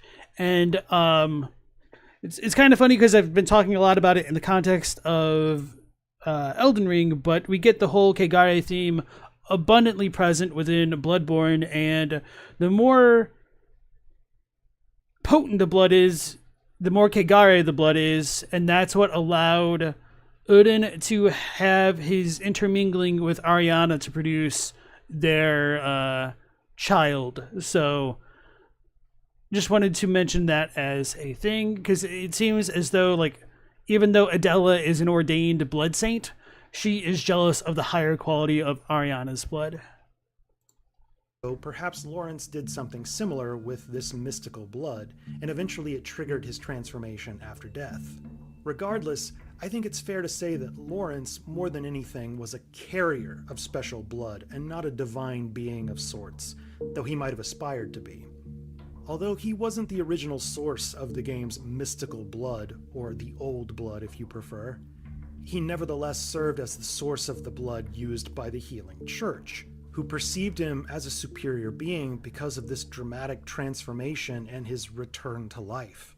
And so I would agree with that final assessment there, but I feel like a lot of the devil is in the details, and that's where I tend to have more of the disagreements. So it's going to be a little bit awkward talking about this moving forward, perhaps. But I still have a bunch of notes to get into, but I want to have him finish his thoughts. This is why Laurence's remains appear on 5 different altars in the game. According to the canon of Catholic law, the altar serves as the table from which the Eucharist is offered during Mass. Upon the altar sits the bread and wine that are the body and blood of Christ. In Japanese, this would be the seitai, the same term used for Bloodborne's holy medium, which is Laurence's bodily remains. I'm a little bit confused why he's so focused on the body aspect when blood is part of the Eucharist. We talked a bit about that on this stream and last night's stream as well. Even after all we've discussed, the question lingers. Who discovered Laurence's body, dissected it, and used his blood to establish the healing church and its practice of blood healing? By now, we should already know the answer. And this answer helps us tap into one of the most popular theories in the lore community. Slaying the beast. If Laurence transformed into a beast after death, and thus while in the tomb, who would have killed Laurence the beast? Alfred simply refers to a group of young Bergenworth scholars that discovered Laurence, the holy medium, deep within the Tomb of the Gods. But let's think back to the previous episode. I argued that the surgery altar scene is showing us the dissection of Laurence's body after it was removed from the grave, and I believe the main scholar leading the dissection isn't some nameless figure. Based on a number of distinctive features belonging to the bearded scholar and the dissected body, we were able to conclude that this man is Brador. If that's true, it means several major pieces of this puzzle begin to click together. So this is one of the things that I had a note about. I tend to not think this is supposed to be Brador, partially because when we find Brador, he is wearing the Foreigner set, which shows that even though he still affiliates himself with the Healing Church in his capacity as a hunter of hunters / assassin, that he is distancing himself from this more ceremonial role if he ever had it, which is a possibility. But then the question becomes, why the foreigner garb specifically as opposed to any other Yharnamite garb? And I don't have a good answer for it, which suggests to me that symbolically it's supposed to represent that Brador is not one of the foundational members of the Healing Church, because if he was a hunter, then he may have also been a foreigner to Yharnam, just like perhaps all of the other hunters which came before him, with perhaps the exception of like Gehrman. We don't know like where he came from, but Eileen is a foreigner, Gascoigne's a foreigner, Jura, it's unclear, same with Enrique, but it can be inferred that they might be foreigners, but I think it's a little bit unfair to just go with that definitively, so I'm open to debate on that point. But there is definitely a common through line of the hunters seemingly coming from other areas, or at least a large number of them, because I think it would be fair to say that maybe Ludwig was a native, but who knows? Well, yeah, I don't know. Either way. So going back to this depiction of the bearded man on Charred Thermos's last video, he'd mentioned it could have been a couple of other possibilities, like one of them being the Blood Minister. I think that's a very interesting thought, and it could be attractive for a number of reasons. But another depiction of a bearded man, which I'm a little bit surprised he didn't get into, or maybe he said acted the Blood Minister and I got distracted, would be that this could be a potential depiction of Odin. Whether or not a literal depiction or a figurative one is up to debate. I would assume it'd be more figurative. And going back to all of the stuff with like the Church of the Old Chalice and whatnot, I think there can be an argument to be made that the Healing Church of Yharnam assimilated imagery of a prior religion into its own and just kind of built off of what was already there. Partially because we have the tomb of Odin being, and its graveyards kind of being mostly indistinguishable from the other ones around Yharnam. There is a chapel, the Cathedral Ward Chapel, that doesn't have a name, just like Odin Chapel essentially, is in the literal center part of the Cathedral Ward, whereas the Grand Cathedral is up and further off. So it suggests that the Chapel of Odin was like the central part of the city at one point, literally and figuratively. And so the Church of the Good Chalice could have originally been to venerate Odin and his religion. And of course, we do have the question of whether or not a lot of that iconography changed over time. And I think that's fair enough to debate, and I don't want to go too much further down that route. But if we can take the depiction of a bearded man to be representative of Odin, then I think the surgery altar could depict like the difference of like blood, spirit, and body represented by the bell, and then Holy Scripture with the guy with the book over there to show like the triumvirate pillars of that religion upon which the Healing Church is founded. But again, that's all conjecture on my part as well. And there are other depictions of bearded folk throughout the various places of Yharnam. So when you go down that tunnel toward Old Yharnam, if you look on the walls, or maybe it's also near the abandoned workshop tunnel from the abandoned workshop of the Healing Church to the Gehrman abandoned workshop, there are some like bearded dudes on the walls there. I don't know if I have a screenshot of those close up. Beard. Statue bearded man near Logarius' tomb. Yeah, so this dude shows up. His beard is forked. I tend to say that this is probably like supposed to have been a depiction of Odin from like way back in the day. So even though I offered the possibility that this guy could be Odin, even I'm not entirely satisfied with that. Although maybe his beard is tucked into his apparel here, but who knows. And yeah, this shows up in Odin Chapel as well. And then we've got the burial shroud things that have a lot of the iconography. And so this stuff is used all throughout Yharnam, and if it's in the Tomb of Odin, was the Tomb of Odin repurposed? I think it's possible, but I'm also a little bit skeptical about that to some degrees. I mean, I think parts of it may have been, but anyway.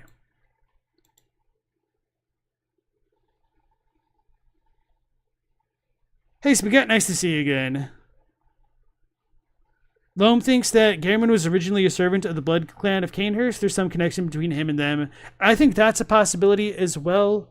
And I do have more to say, but I also think Charred Thermos is going to talk about some other things first. Okay. Let's take a look at 6 important points. First, if Brador was part of the group that discovered Laurence's body in the tomb, it means that he was actually a Byrgenwerth scholar. Although that seems hard to believe, it would explain several very confusing story and design elements. For one, it would explain why this bearded man in the surgery altar display is wearing a bishop's mitre. This isn't a piece of attire worn by the clergy of the Healing Church. Instead, it's attire worn by the old scholars of Byrgenwerth. That's why this headpiece is nearly identical to the one worn by Master Willem, from the unusual squid-like tail design to the distinctive blinder over the eyes.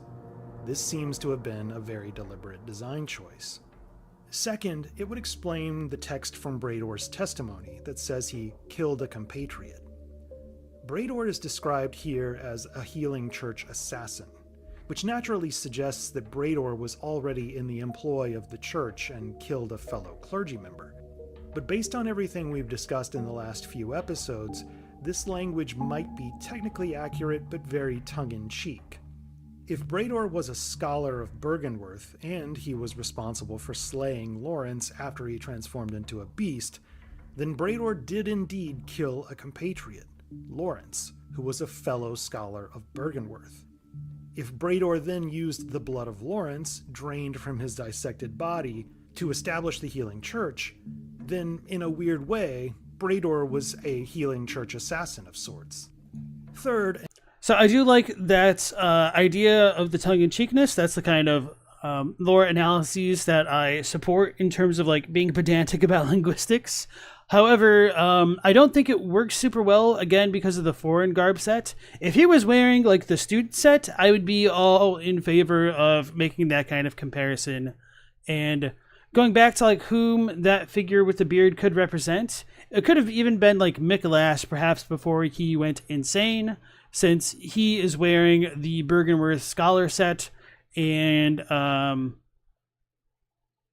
the School of Mentis is like one of the upper echelons of the Healing Church. Now, I don't really think Mikolash is supposed to be depicted on that statue and whatnot, partially because maybe he didn't trim off his beard or anything like that, but because there's some internal things where like Mikolash is supposed to be tied to Willem's character, and so like in earlier parts of the game, like Willem was essentially the terrestrial bound form of Mikolash, and the Mikolash in the Nightmare was supposed to be like Willem's inner self, essentially. Kind of like an inversion, or maybe not inversion, but like a different take on what happens when we get to the end of the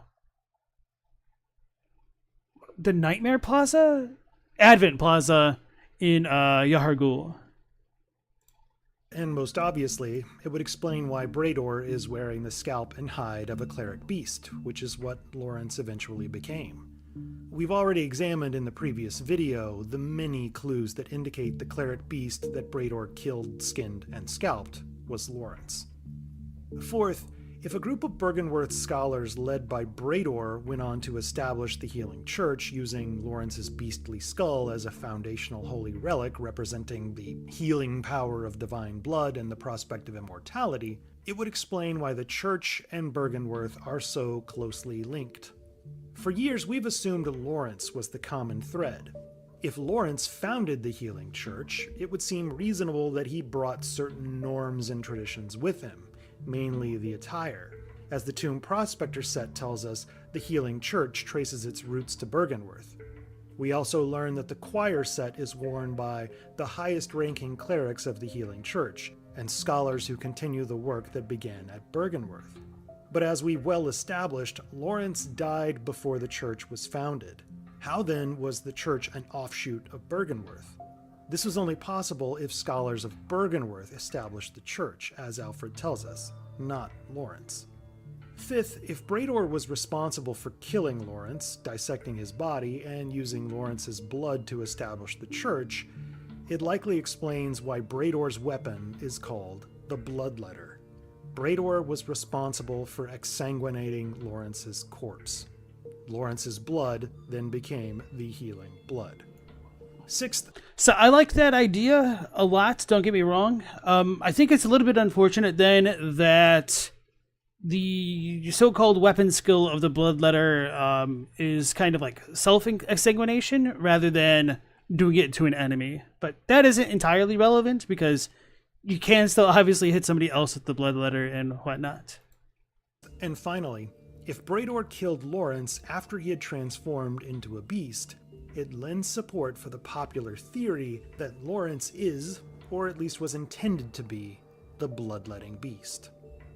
This idea was popularized, perhaps even originated, by Sophie Pilbeam within the first year or two of the game's release. Sophie, who is part of the Sinclair Lore podcast, more recently summarized this theory in a 2023 video about Laurence, which I've linked in the description.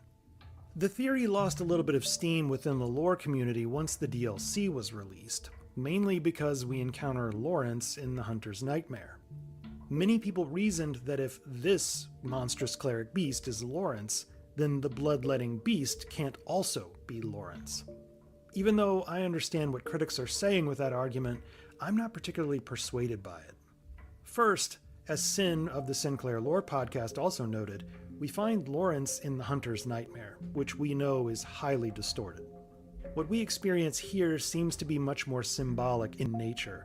Moreover, just like we discussed in the previous episode, the physical skull of Laurence that we observe in the Grand Cathedral looks absolutely nothing like the skull of Laurence the First Vicar, which is very canine in its appearance and contains two enormous antlers.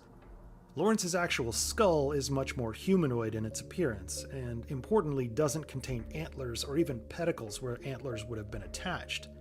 The cleric beast version of Laurence is essentially a narrative device not to be taken literally. By contrast, the bloodletting beast has a very humanoid face with two large canines, meaning the pointed teeth, much like we see in Laurence's skull. The bloodletting beast's head contains a massive gash, which is similar but not identical to the giant gash in Laurence's skull. One other thing of note, which I brought up in the previous video, Laurence's skull contains long, straight hair, something not found on his cleric beast version. But the bloodletting beast's long, straight hair is far more similar. Although Laurence's appearance in the DLC undermined the bloodletting beast theory in the eyes of many lore enthusiasts, there was another component of the DLC that simultaneously helped fan the flames of the theory. That component was Brador, who was infamously wearing the scalp and hide of a cleric beast. This naturally prompted people to wonder if perhaps the compatriot that Brador killed, skinned, and scalped was Laurence, following his transformation into a beast. Additionally, as we noted before, Brador wields the iconic weapon called the Bloodletter. If Brador killed a cleric beast using the Bloodletter, then it's reasonable to assume the name of this weapon might somehow be linked with the bloodletting beast. But because the cleric beast outfit didn't match the design of the bloodletting beast, there was still some reluctance to embrace this theory. What I find most compelling is that the bloodletting beast has two forms. The first time we encounter the beast, it's fully formed, albeit with two massive wounds. When we encounter it again, it's missing its head.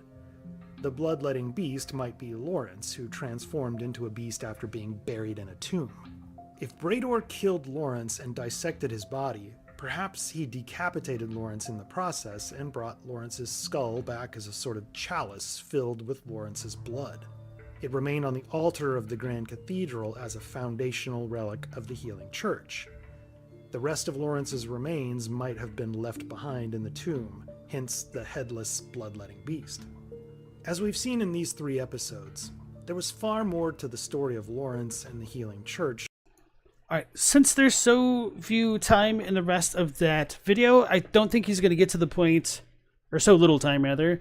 As far as the Japanese name for the bloodletting beast goes, it's kind of more along the lines of like the founder beast, which definitely makes it seem more analogous to the role Laurence could have had as a founder of the healing church. And I'm not trying to say that in like a tongue-in-cheek way of like the literal sense. So I still think Charred Thermos' interpretation in that Laurence is the figurative start of the healing church, but not necessarily like the human founder of it. Yeah, that's totally fine, and that doesn't contradict anything that I've believed about the lore for a long time. But I don't know how well you square the idea of the bloodletting beast and Laurence and the cleric beast depiction of him. Because if one assumes that the bloodletting beasts are like the physical form of the thing that we fight, does that mean the chalices are physical places? And if so, how do you explain the discontinuity between finding Ram? Is that a second Ram, a second Abritus? Are these snapshots in time? The chalice dungeons are kind of always a bit of a pain in the ass trying to decipher where they should canonically fit into the rest of the game's events. You might be able to make the argument that they are a facsimile dimension that exists within the player's mind or something like that, similarly to the way that Sekiro can kind of meditate at the Buddha statues in that game to like go into the past and like relive his memories, but he like still gains items from them, which is kind of funny. So of course, I like to compare Bloodborne quite a bit to A Nightmare on Elm Street with the dreamlike elements of the game, and that the Chalice dungeons themselves could be part of a dream, and perhaps there is a multiplicity of how one being can exist within the dream framework, with like part of Laurence's psyche being the bloodletting beast in its three forms, and another part of his psyche being the cleric beast, and his humanoid aspect kind of being gone entirely. So I do have more to say, but I'll let him finish it up and go back to chat. And then Heidi, welcome into the stream. Than we Here we go. originally thought. Laurence didn't establish the church and instead was considered the source of its healing blood. The religious parallels were the guiding light to this discovery. And with this new information in our possession, it might be worth re-examining the game with a fresh perspective to see what other secrets can be unearthed. Thanks for watching. So I have mixed feelings about that, but I thought this video was a lot better than the last one, but I still feel very confused as to what like the general approach used for the second one. And it's been so long since I watched the first one, I don't fully remember it. But yeah, let's go ahead and share it for you guys. So I have given it a like because I did enjoy parts of it, despite everything. And I am going to link it into the chat now if you guys want to show Charred Thermos some support, especially after they've pretty much lost all their subscribers through deleting their old channel and like starting anew. So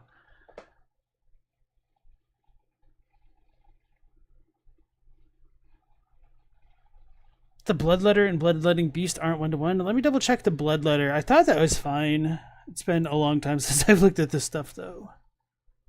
Where are me weapons? Right-handed.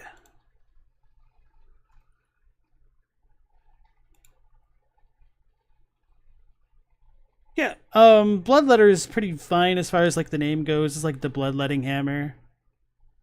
And then 10th Sith was saying it's the same logic as how one could probably argue Jesus was the first pope. Sure, but I mean, there's a couple other things that tie into it about like the whole heir to the ritual of purveying blood and whatnot. So whether or not Laurence like was actually around at the very inception of the healing church isn't really that important to me, and I don't really think this changes much of anybody's interpretations. It just seemed very strange to me in the last episode that he was emphasizing that it was Laurence's body as the source, but then in this one it seemed like he backpedaled and said no, like the blood is the source, but Laurence was just the source of that blood, but not like the source. So that was kind of a little bit disappointing to me. But I'd rather, I don't know. So I'm just going to move on from that point and then go back into the notes that I had.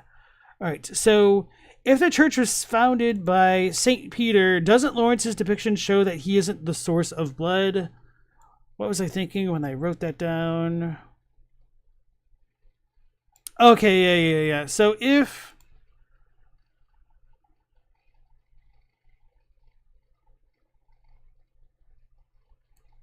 Let me try to think about how to articulate this.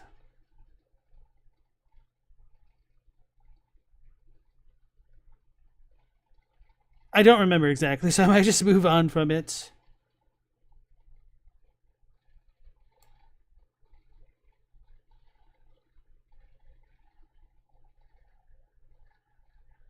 I'm still trying to figure out what I thought. Anyway, the other really big thing that I wanted to touch upon was the whole theme of resurrection. I thought he was going to substantiate these claims a bit more than he had, so I'm a little bit disappointed on that front. Let's see. Okay, this will be good enough. So, if Laurence died and was brought back, who's to say that he didn't actually come back as a human? We're shown with our involvement with the old blood that when we die on that given night, we can come back and essentially be resurrected and continue what we were doing. And there is still some continuity with the way that the NPCs treat us, which is always fun to try to explain the timeline of events there. Does the hunter ever canonically die and come back? Did the other hunters die and come back? It seems as though both Jura and Eileen have had that experience, because Eileen tells us to tell the little doll we said hello. And I guess technically you can visit the hunter's dream without dying if you just get to the first lantern and whatnot and use it.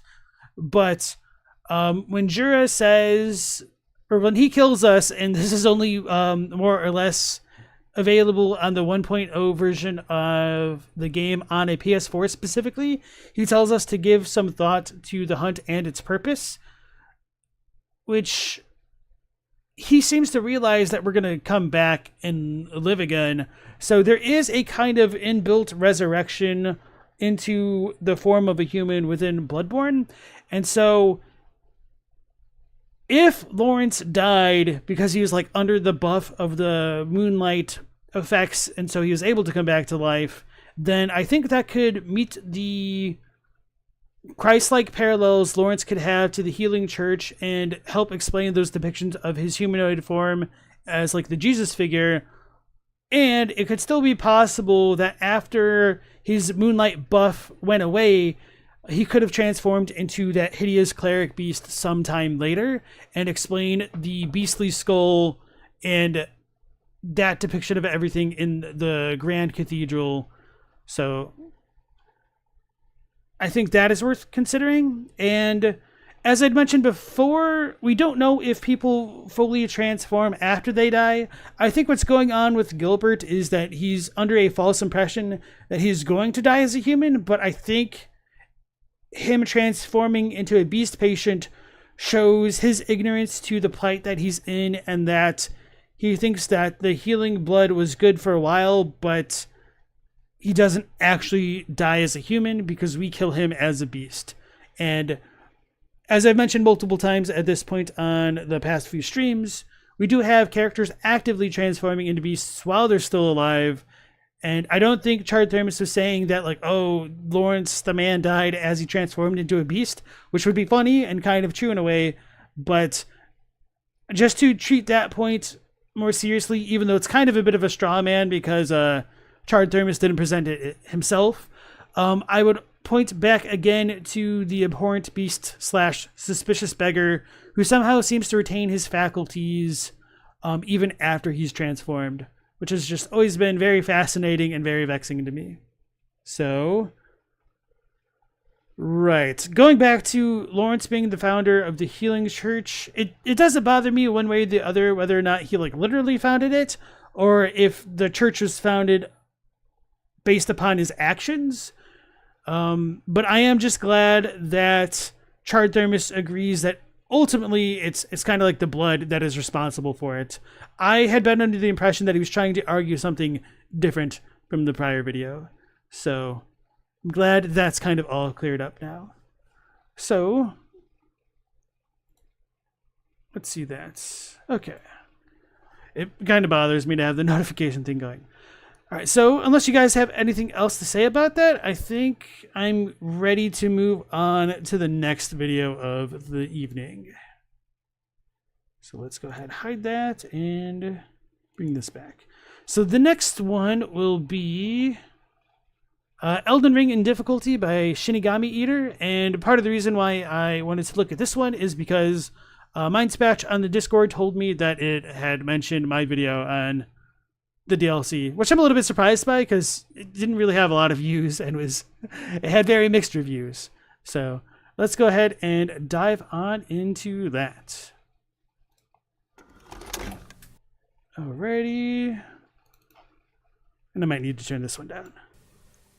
Oh, terror incarnate! A video by There is Koo. life in me yet. Spoilers I ahead. will soon feast upon your heart. Mark my words, you too shall know fear. Man, that voice acting just goes so ham.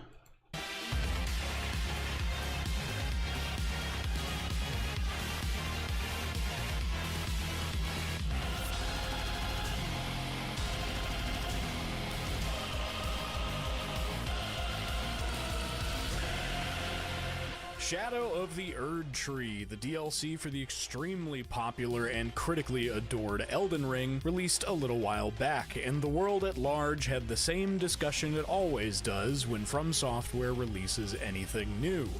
Sorry, I just wanted to see how long ago this was released. One day? Holy crap, Mindspatch is on top of it. All gathered around our computers and once again asked the age-old question, has Miyazaki gone too far this time? Well, it turns out quite a large number of people answered this question with yes.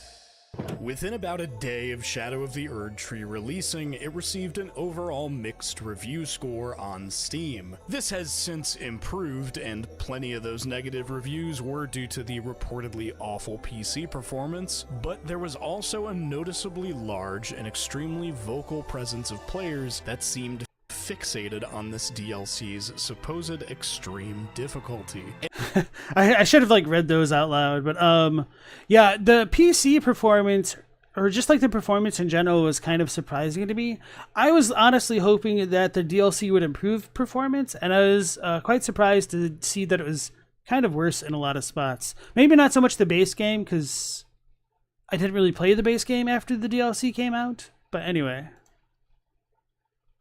And of course, I can sympathize. Even as someone that would probably be considered a Souls veteran, sometimes I find myself feeling like From's boss fights can be extremely daunting, whether it be because they have an overwhelming moveset or maybe they just have some janky hitboxes, but generally I've always been able to squeeze by. So yeah, seeing Orphan of Kos, it just feels like seeing a friend after a long time at this point.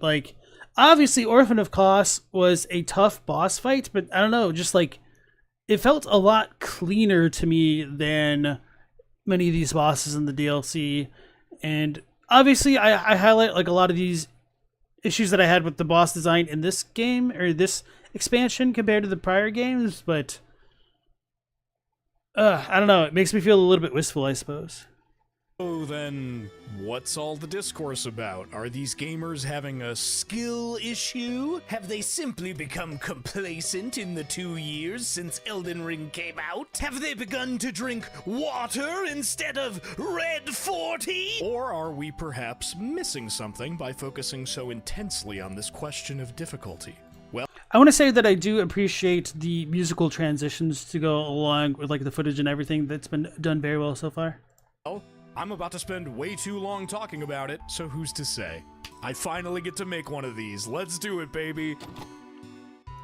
Chapter 1, The Fallen Leaves Tell a If you're Story. familiar with these games at all, you're probably also familiar with the culture that surrounds them. gamers take this shit seriously. There's still many today that'll tell you that in order to play From Software's games at all, you've got to be ready to push yourself. You've got to be willing to give yourself gray hairs from stress as you die over and over until you learn how to survive in this cruel, cruel world. So It's kind of funny to me that he's still playing ahead on our way with like the Grave Lord Nito and then like these comments. But anyway, it's a little bit of a sucker punch for me to hear like a lot of the OG Final Fantasy music included into a video, and also like the Metroid choices. Just anyway. So, if this is still the same series of games we're talking about, then how did we get here? Well, we're gonna have to start at the beginning. Released in June of 2008, Metal Gear Online 2 was a bespoke multiplayer mode that came packaged with Metal Gear Solid 4 on the PlayStation 3. MGO2 was unique for all sorts of reasons, but it was particularly unique in this case for being one of the only console shooters around this time to support keyboard input and feature a full in-game chat. So it was pretty common for players to plug a keyboard into their PS3 and talk mad shit at each other during their matches. Unsurprisingly, I don't think I ever really heard about this, to be honest. Are you guys familiar with this? a distinctly toxic and elitist sort of community formed around this game, with a lot of new phrases and terms cropping up specifically from MGO2. The most era-defining phrase, let's say, to come from this community that we all know and love was, of course, "get good." Can we buy a couple more pixels? Like crap. A little later, in early 2009, a game had just been released overseas on the very same console by the name of Demon's Souls. Being that the PS3 was a region-free console, a rather sizable group of MGO2 players all decided to get their hands on the imported version of the game and began playing it together rather obsessively, many months before the game would ever see its official release in the US. You see, Demon's Souls wasn't a single-player game. It was very much intended to be played with a large online multiplayer presence, and it was critically praised by quite a few outlets for this very aspect. This took form in things like bloodstains, which lets you see exactly how a player who previously ventured through the same area died, messages, which allowed players to have an asynchronous form of communication with others, world tendency, which you're better off just watching an entire separate video about, Yeah, so as far as like the Red Phantoms go, I think it's really easy, at least for me, to kind of forget how impactful they can be, because it's especially on like a blind playthrough, there's a certain kind of joy coming in seeing the way that somebody dies at times. So if they like fall off a cliff, it can be really funny. If they all of a sudden are like walking and then just fly off to the side of the screen, you're like, oh god, what's around that corner? And then like it builds a lot of tension, which is an interesting way of doing it, which I guess I haven't really considered too much as far as like the actual design impacts of that go. So it could make potentially more traditionally unfair games seem a lot more fair if they have some kind of expectation of what's to come next. I'll need to think about that more. I guess yeah. And hey, Captini, nice to see you again.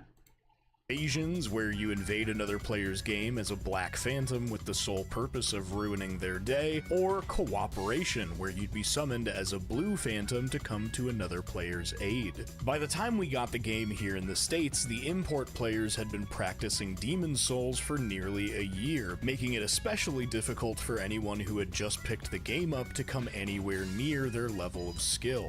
As any well-adjusted individual might do, these players quickly took to forums and message boards to tell all the new Demon's Souls players that if they were dying a lot in this game, especially to the bosses or Black Phantoms, they simply needed to get good, or in other words, emulate the way that they were playing the game instead of whatever they were doing before. I did not know about this elevated history of Get Good, so I definitely appreciate the video for this portion.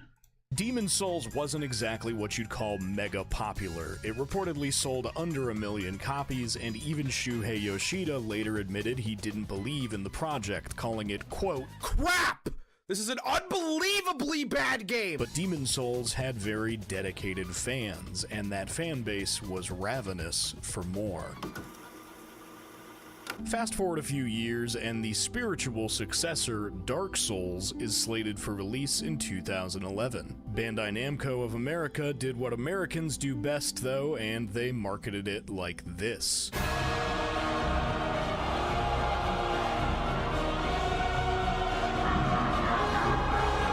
This is Brian Hong. Brian was the senior brand manager at Bandai Namco of America who ran the marketing campaign for Dark Souls. Well, you guys have probably already heard or read out of Japan that they wanted to make this game harder, and believe us, it is definitely going to be harder, but just like Demon Souls was. It's not a stupid hard, it's not an unfair hard, but this game is definitely going to kick your ass.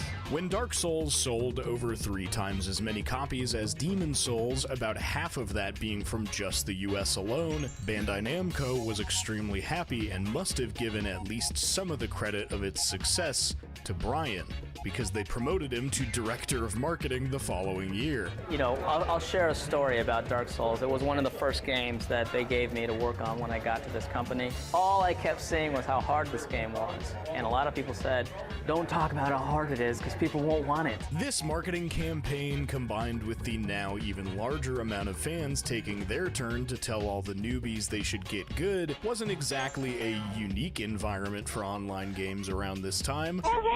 I'm a pussy that use riot shield. But it undoubtedly laid a foundation in the surrounding culture that we're still feeling the repercussions of to this day. Cursed ever to wander. I was going to say something, but I forgot what it was. Anyway, I wanted to welcome a Crash Bandicoot fan back into the stream. So what was I going to say? It was about Get Good. Oh yeah, the whole difficult... Oh yeah, I was going to tell my story of how I had heard about Dark Souls. So I think I've told this story before, but in case I haven't, or in case anybody's curious, I was just kind of, I think on summer break or something like that, and I saw a friend's post that they'd really enjoyed Dark Souls. It was a game that they felt like they hadn't played in a long time, and they really appreciated how you could pretty much use anything to overcome like what was in front of you, and like switching things to deal with different challenges was something that was really appealing to them, which is kind of ironic to me now, because when I think about Dark Souls 1, I'm like, you couldn't respec, you couldn't really switch stuff around if you wanted to truly be successful. But nonetheless, this was a friend that I knew pretty well, and he had a lot of pretty good insight on things. It's like, okay, maybe I'll check it out sometime. And so I did. So I went into Dark Souls 1 like completely blind, got my ass kicked by the giant skeletons outside of Firelink Shrine. I tried to go down the damn what's it called? Not the necropolis, but like the catacombs. And I was like destroyed by the exploding skulls. Finally got past them, and then had all the skeletons chasing me with the necro boys. And then I was like, okay, I don't want to do this part anymore. So I went back up to Firelink and then went up to Undeadburg. And I had a blast up until I got to the damn Anor Londo archers, and that almost made me rage quit the game. But I got to Ornstein and Smo before I tapped out, and it always didn't sit well with me that I didn't finish the game, so I vowed to go back and complete it, and that's what I did like a couple years after that. So going through Dark Souls blind was a treat. I absolutely suck at video games, so my approach or play style was to use everything I have at my disposal. All the assistance, every scrap of aid that the game offers, and also all of the knowledge that I have as the architect of the game. I might be the one who's benefiting the most from that as a player more than anyone else.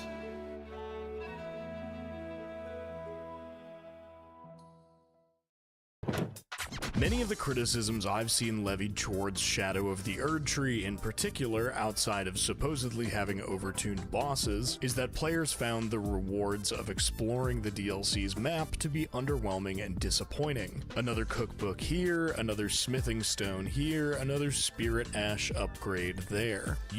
So I think there's two parts to this, and I'm certain this will it'll come down to like individual preferences. But on a first playthrough, for me at least, exploration is kind of part of its own reward, and it really becomes more of a pain point on subsequent playthroughs when you realize there isn't really much of a reason to go to this place, or there aren't enough rewards to warrant going to different locations. So, I didn't have as many problems with the exploration the first time around, but I don't enjoy it so much the second, and especially the third and fourth. YouTube channel Feeble King makes pretty much this exact point in their critique video for the DLC. Outside of Shadow Realm blessings, a few new talismans, and if you decide to build switch to a new weapon, all extrinsic rewards in the DLC are worthless. Now whenever I explore and see a purple item, I'm always thinking, please be the only important item in the game, and then I'm sorely disappointed when it's just another cookbook and I wasted my time. So I don't mind the cookbooks, but I think this goes back into the whole thing of if you need something relevant to your build, you're kind of SOL, because like one individual build is such a microcosm of what Elden Ring has to offer. There are definitely going to be times that somebody is going to be disappointed, but I think it might feel a little bit more acute as a point of pain when the majority of the items you find aren't going to be relevant to one's build or playstyle, I suppose. So this might go back into the whole Miyazaki argument where he uses absolutely everything he can. So when you do interact with certain features, they can be extremely impactful for playing. Like if you guys saw my lore through of the game, I would stick the hefty fetid dung pot or whatever it is onto my mimic, as well as the hefty rot pot, and if you ever hit like a boss of those, it would just do so much damage passively that it's a game changer. But the same can't be said for like the hefty volcano pots, or the furnace pots rather, or like the rock pots. They can be useful, but the utility of a lot of things aren't as scalable to like the tried and true golden materials, you know? Stella says the promo for DS1 is so good. The Bartholomew trailer for DS1 is still the best from trailer. And then Captini wishes somebody told Miyazaki to get good. I'm sure he's heard it before. But yeah, I think it was in one of the Dark Souls interviews, or maybe he's... Anyway, there was an interview where like one of the difficulty checks for the games was whether or not Miyazaki could beat it. And so if he could beat it, a lot of the design was okayed, apparently. Writ manuals, we're never going to get any of those again. For real, though, I remember being a kid, and like part of the fun of like going to a game store was not just getting a new game, but a lot of the side content that came with it. So Illusion of Gaia, I don't know if anybody is too familiar with that game, or even like Super Nintendo games way back in the day.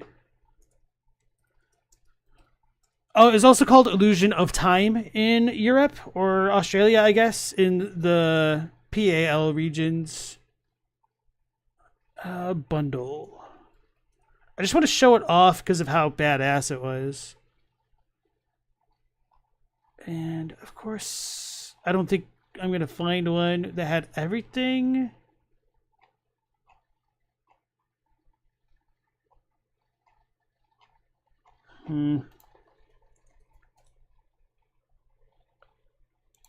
Okay, this might help.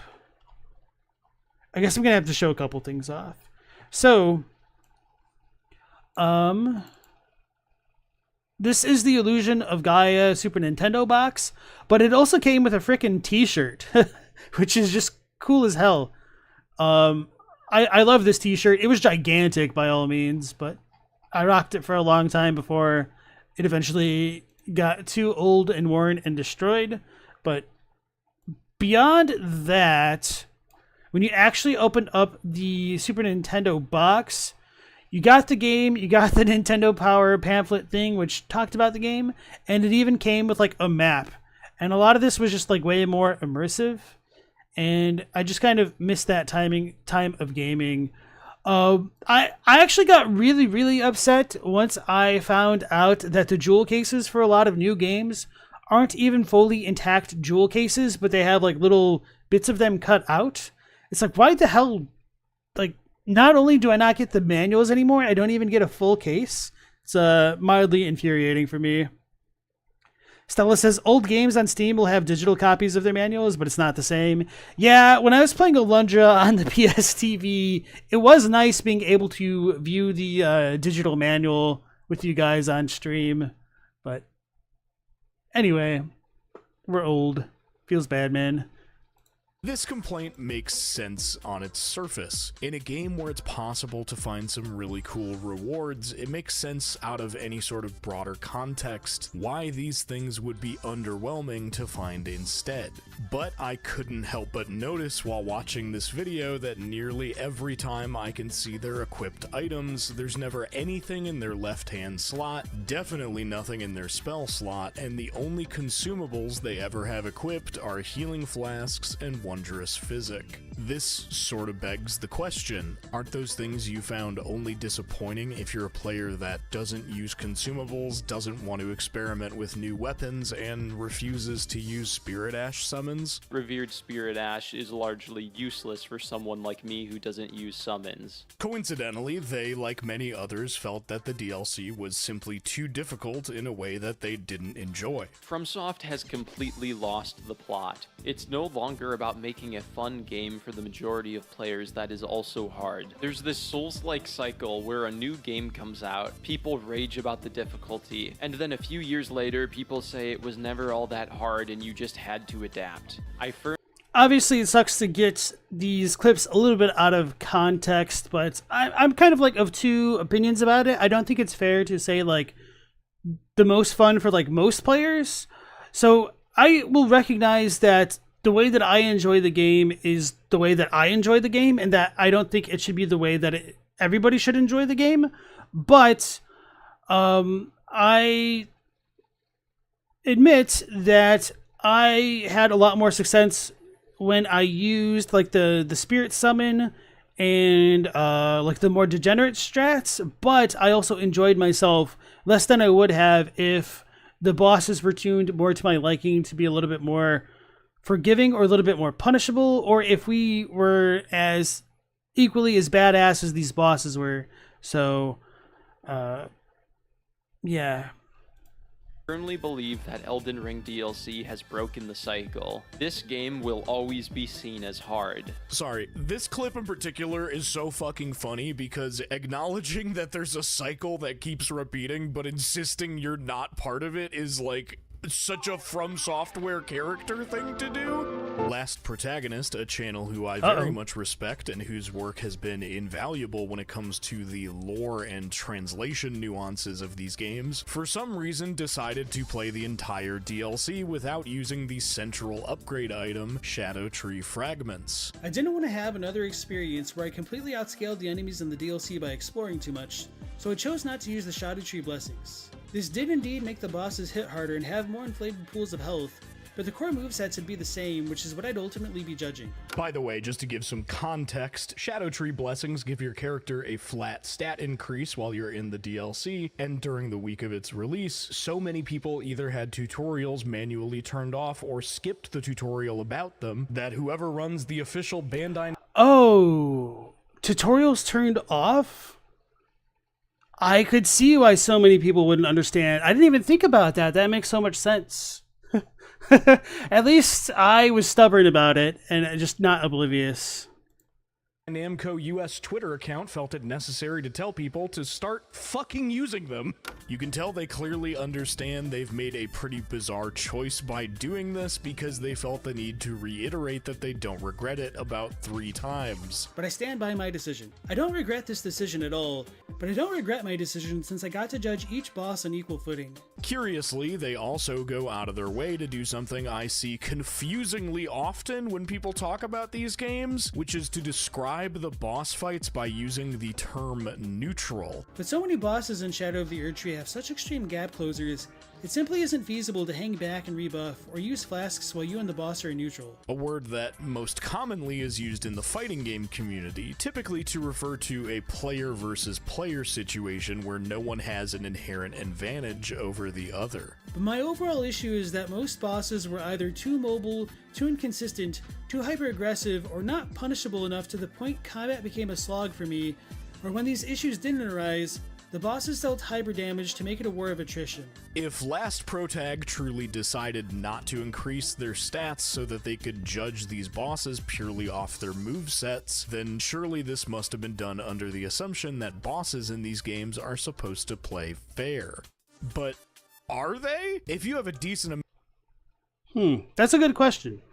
amount of experience with these games, you know that the bosses, with very rare exception, have never been intended to operate on the same rules as the player. They don't run out of stamina, many of them seemingly have infinite poise, and they can, I mean, do I have to explain this? They can do shit like this. Admittedly, I'm just cherry-picking arguments here for the sake of making a point. I don't hold Hey, I can appreciate that. At least he's honest about it. any ill will against these people or anyone who agrees with them. They're more than welcome to play these games with whatever self-imposed challenge they want, and if you harass them on my behalf, you suck shit. But I point these criticisms out because I think this goes a little deeper than having played in these ways, purely because they wished to experience the game in the most unblemished way possible, and therefore judge it on a more objective basis. I think it exemplifies. So, I don't want to speak for the others in that video, but for me, I was trying to be very clear on my video that it was my subjective experience, and the way that I typically have enjoyed the FromSoft games the most was by not completely overscaling and dumpstering things, and because I have a problem of exploring too much, I was afraid that would happen with the blessings and whatnot, which I've talked about ad nauseum at this point. And then also, everybody, welcome back into the stream with our Crusader, Operator, and Elden Thugshaker. And then Captini says neutral does not mean that. I mean, I tried to look up a couple definitions. There wasn't anything extremely consistent beyond just two people not being in a state of advantage over one another. So if you have a better definition for neutral, by all means, feel free to share. An unusual tendency among fans to not want to meet the game on its own terms, or in some cases, even flat out refusing to engage with the mechanics. One of my favorite examples of this was something new they added to Elden Ring when it came out that feels like it flew under the radar of just about every returning fan.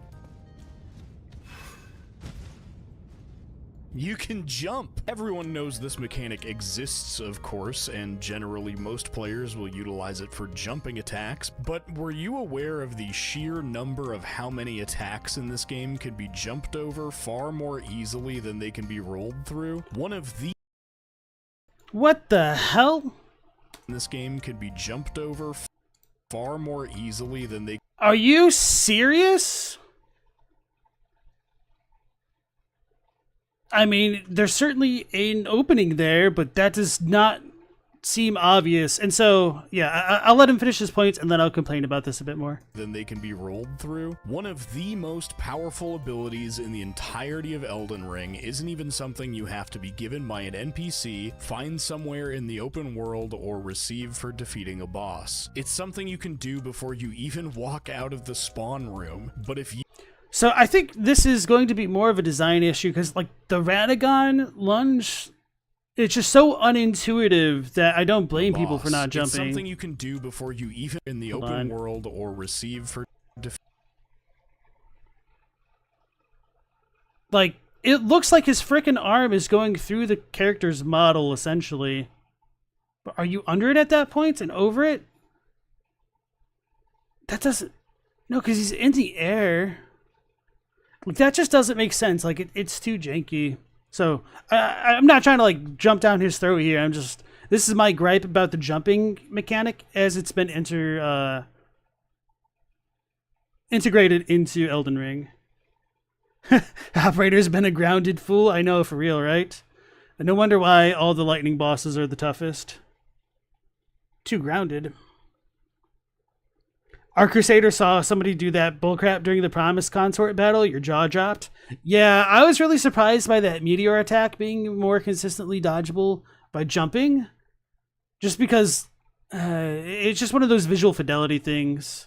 Defeating a boss. It's something you can do before you even walk out of the spawn room, but if you play every one of these games like it's Dark Souls instead of a game that's not called Dark Souls, then after a while of playing, you might have just forgotten it was even an option. Dark Souls 1 isn't hard, it's just unique, and it punishes people who don't try to learn its unique mechanics. For many, being someone who can say they've beaten all of From Software's games can feel like a badge of honor or a rite of passage. But if there's something even more honorable, something even more impressive, it's being able to say you did it all by yourself. You didn't use any ranged abilities while keeping your opponents at a distance, you didn't buff your weapon for extra power, you might have not even worn armor, and you definitely didn't summon any spirit ashes or players to help you kill any of the bosses. Doing these things would make your experience with the game inherently lesser because you didn't truly learn anything, right? So ignore the temptation of these shiny toys they keep trying to give you. It's all just a cheap trick to get you to enjoy the game less. Just keep at the old slash and roll until you can't even see characters on a screen anymore. Just the raw code that stands between you and victory. And I feel like it's a little bit funny because some of the bosses, it's just hard to see the characters on screen because of the camera. And I'm not saying that like with Salt, it's just more of a joke with like the golden hippo especially. Then, after hours of dying over and over and just doing the same thing, look forward to waking up and doing it again tomorrow, because that's what the developers intended, right?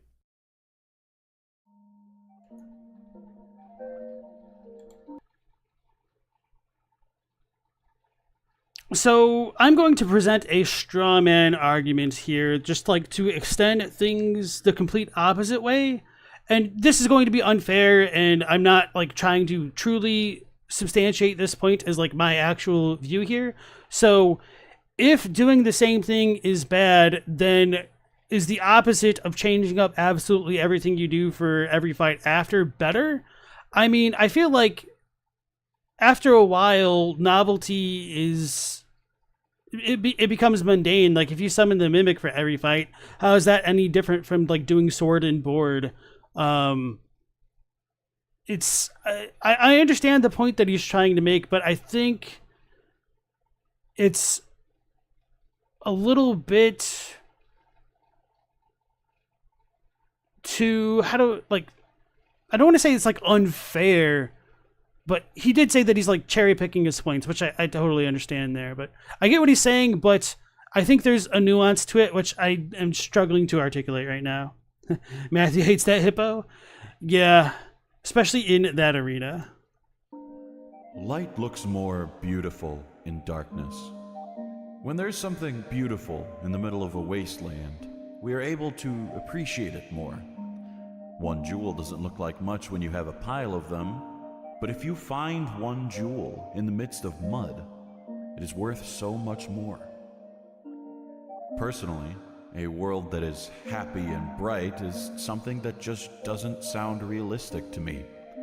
It may sound like I have trauma or something, but I believe that the world is generally a wasteland that is not kind to us.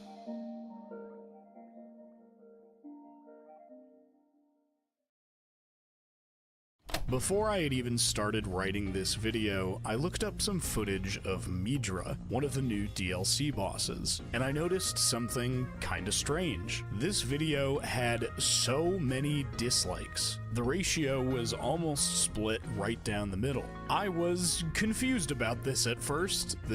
That's even more surprising because you don't actually get the accurate representation of dislikes with that plugin. You only get like a lot of people who might be using it. But anyway, it seems to be maybe half that. So if anything, this might have about like the equivalent amount of dislikes or even more dislikes than likes. Video by Gamer's Little Playground was exactly what it was described to be. It was just the raw footage of a player fighting and defeating this boss. And then it dawned on me. It's because the way that they accomplished this feat was by using a great shield in one hand, a spear in the other, and they summoned the Mimic tier, which may as well have just been an actual war crime. Clearly, this type of sentiment when directed at others comes from a small, if just very vocal section of the fan base, and we should all point and laugh at them. But the thing is, even if you don't make extremely embarrassing posts about this or outwardly shame people for using these tools, the influence this culture had on how people choose to approach these games even now is obvious. So is Dragon Breath considered cheap to use? Am I bad for summoning people? I feel like I'm cheating. I might be victorious, yet I still feel like a weakling. Nobody talks about any other video games the same way they talk about these. Nobody starts their first playthrough of Resident Evil by immediately stashing away the shotgun, and nobody will tell you that not doing this will make the experience too unsatisfying. Something was clearly internalized in the minds and hearts of Souls fans. So those are some interesting parallels to make, and I don't know enough about Resident Evil and its systems to understand how comparable they are to the experience of a Soulsborne game. So I'm a little bit curious as to whether or not Resident Evils are enjoyed primarily more for like their difficulty or their theme parkiness or something else along those lines. So hey Dylan, in most games with separate dodges for jumping or ducking, attacks are very clearly either high or low. Elden Ring is significantly inconsistent in that regard. It feels extremely arbitrary. Right, and that's one of the things that I brought up on last stream, like fighting the putrescent knight and having to jump over its fire seemed unintuitive to me because it looked like there should have been lingering hitboxes and it shouldn't have mattered if I jumped over some of the attacks.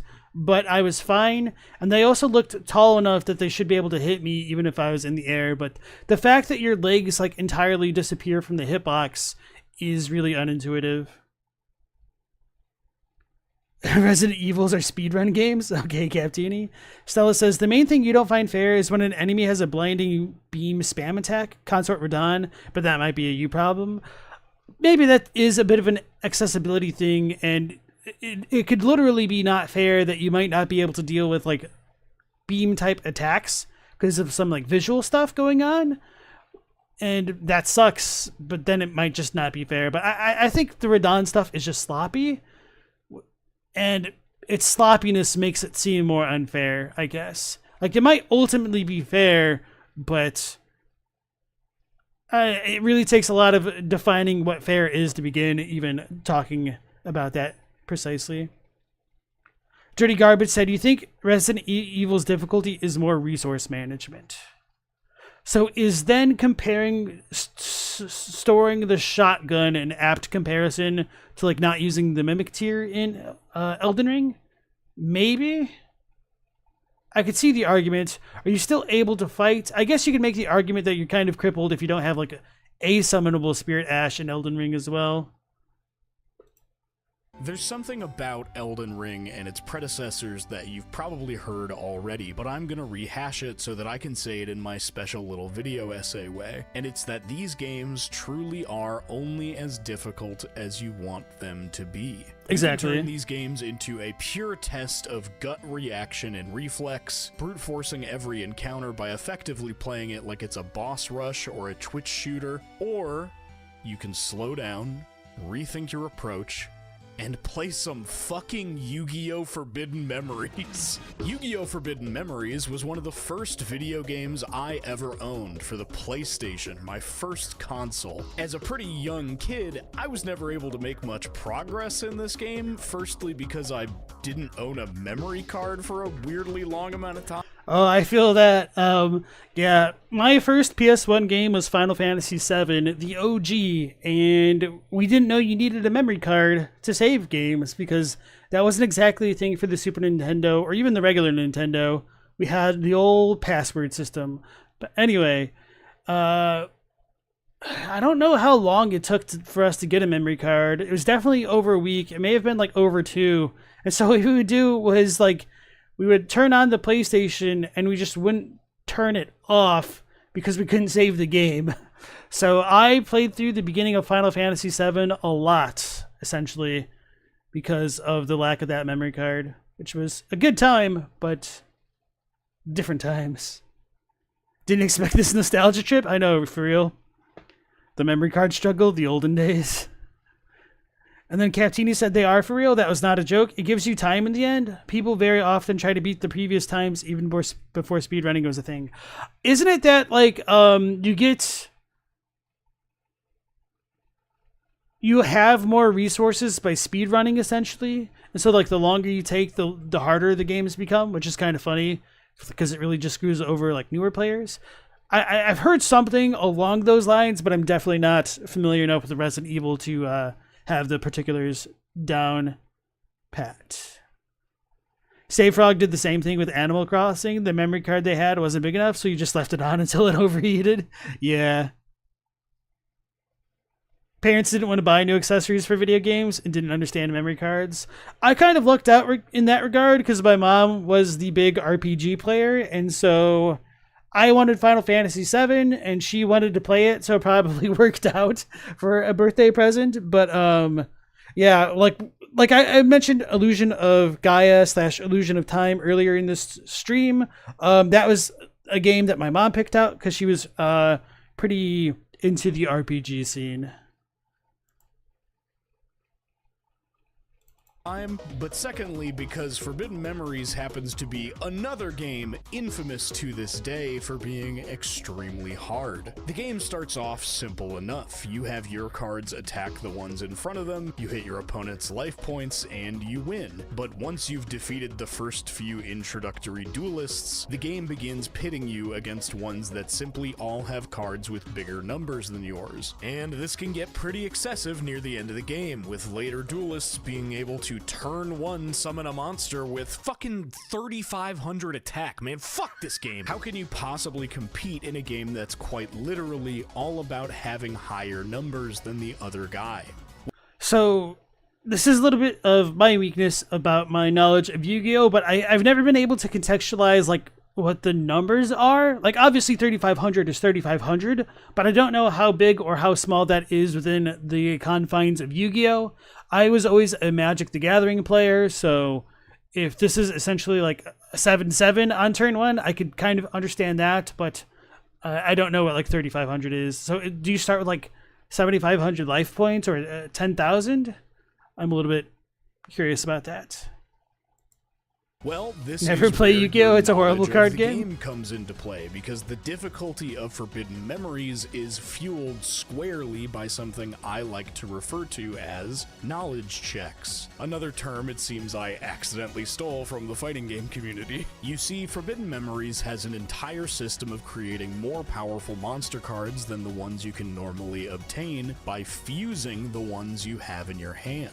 You won't find a list anywhere in the game of which monsters fuse together to make what, not even for the ones that you've already successfully fused. Oh wow, You'll that simply sucks. have to memorize them. And sometimes it can get really arbitrary, like needing to fuse a card made of rock with a card that is a woman, despite This kind of reminds me of what they did with like the newer Pokemon games, where they showed the effectiveness of certain attacks against Pokemon like natively in the game, rather than you just needing to know that no idiot, Swampert is ground type. Electric attacks electric attacks aren't going to do anything against it. So I think that was an overall good move on behalf of the Pokemon devs. So it is kind of interesting to see the parallels be brought up with the Yu-Gi-Oh thing. And to be fair, the Pokemon devs kind of fixed this problem like, almost 3 decades after the game came out? But more like 2, I guess. 2 decades is probably more accurate. You need a law degree to understand all the stupid rulings? Bro, I play Magic. I definitely understand that.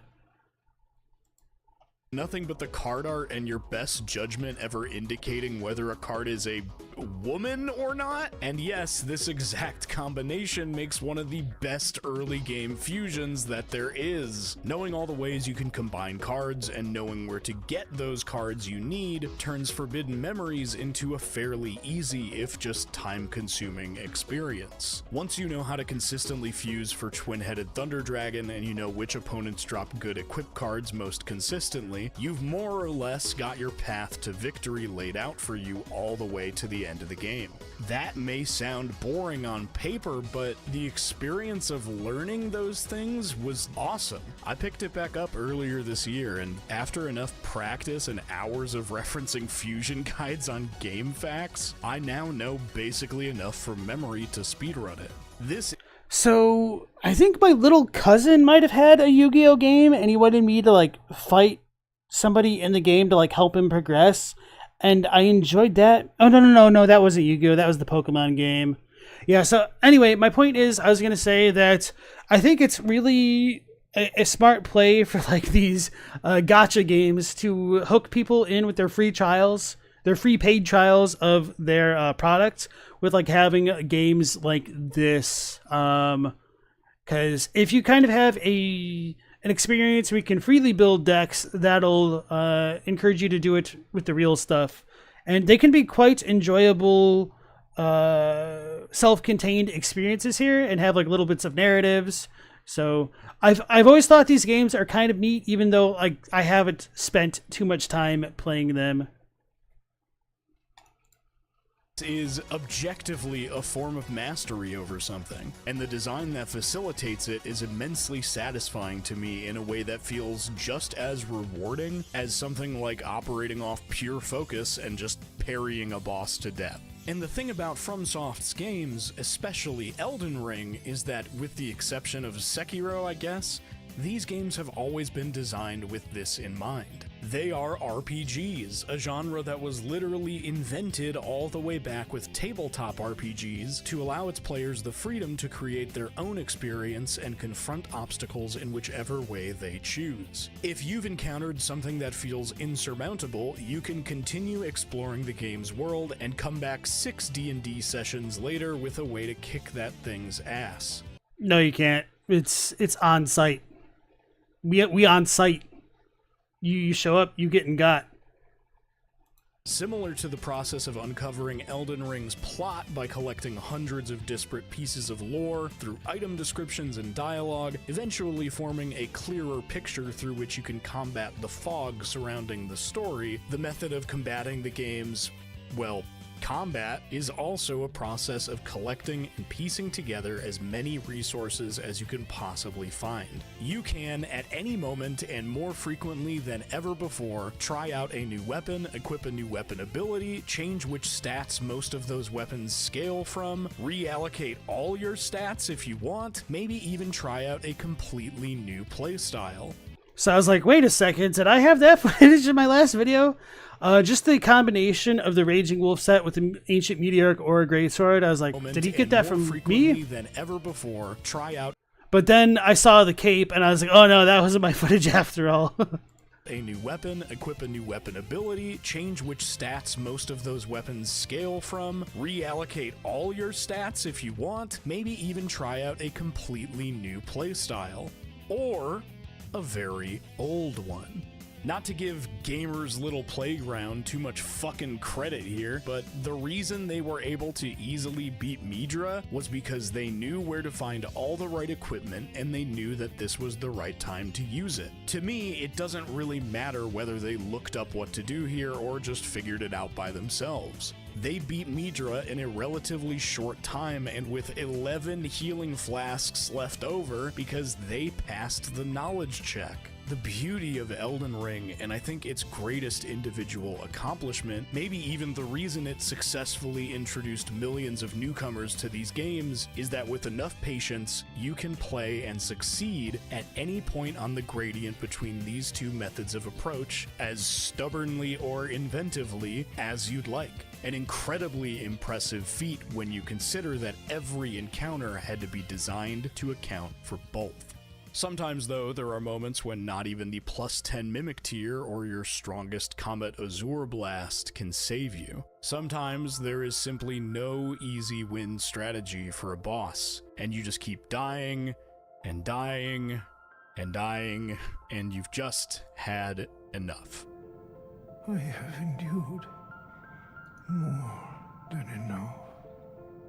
I like that little transition. That was pretty good. Yeah, I was a little bit afraid that he wasn't going to get into this point, and hopefully he explains it well, but I was going to say that I don't think it's fair. I don't think it's entirely fair to tell people to do something different in a game that emphasizes player freedom. Obviously, you can use as many or as little tools as you want, but I don't think that truly hits on what many people find substantially different about the DLC than previous FromSoft games. So I'm curious if he's going to address that more directly. And maybe this is just a bit of the challenges of expressing one's opinions on something that's more based on vibes than anything that can be measured objectively with like raw data or like, yeah, frame data isn't really going to help you make your point. This is a vibe check. That Midra quote hit deep is good. Definitely going to give him some credit for that. Oh yeah, 1,000-year voyage guided by compassion. I had a personal experience where a car suddenly stopped on a hillside after some heavy snow and started to slip. The car following me also got stuck, and then the one behind it spontaneously bumped into it and started pushing it up the hill. That's it. That's how everyone could get home. Then it was my turn, and everyone started pushing my car up the hill, and I managed to get home safely. But I couldn't stop the car to say thanks to the people who gave me a shove. I'd have just got stuck again if I'd stopped. On the way back home, I wondered whether the last person in line had made it home, and thought that I would probably never meet the people who had helped me. I thought that maybe if we'd met in another place, we'd become friends. Or maybe we'd just fight. You could probably call it a connection of mutual assistance between transient people. Oddly, that incident will probably linger in my heart for a long time. Simply because it's fleeting, I think it stays with you a lot longer. I need to use more like echoey type voice effects if I'm doing stuff like quotes, I guess. After beating everything in Elden Ring's DLC, I did something I've never ever done before. Something that, until starting this video actually, had never occurred to me as something I might enjoy doing. I put down my own summon sign, and I spent countless hours being summoned into other players' games to help them. And it was some of the most fun I've ever had in a video game. During my initial playthrough, there were countless times I made use of messages from other players, or even just laughed at the particularly silly ones. And when a boss felt like too much of a hassle to defeat without forcing myself to simply endure it for hours, there were always other players there to back me up. Yeah, that didn't expect lover message right in front of the Milady treasure box is absolute gold. Taking the leap and finally paying it forward and helping others defeat some of the bosses that I had trouble with filled my heart with a warmth unlike anything else. As it turns out, this is the element to these games that has always made them so special to me, but I had never really stopped to consider. There's nothing I look forward to more than the opening weeks of a new FromSoft game, because the feeling of being surrounded by people who are all holding out a helping hand to one another through messages, summons, picking apart the fucking lore, man, or yes, even sharing which builds or approaches make the bosses into a complete cakewalk. There's nothing like it, and if you're watching this right now, you probably agree. I'm glad that at least the marketing of these games has shifted to a more optimistic and victorious tone over the years. It feels like it's come a long way in affecting the outlook of the people who play them too. Nowadays, you'll hear more and more encouragement to ignore the nonsense and just have fun. And to be honest, I needed to be dissuaded from that line of thinking just as much as anyone else. When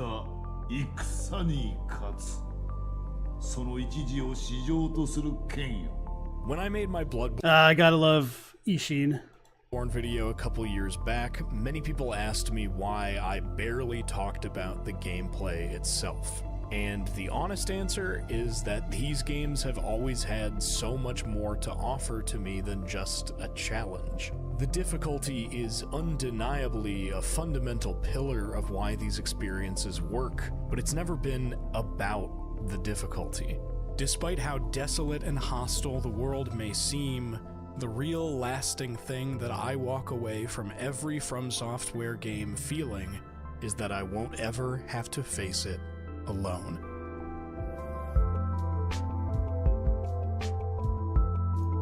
Elden Ring and difficulty.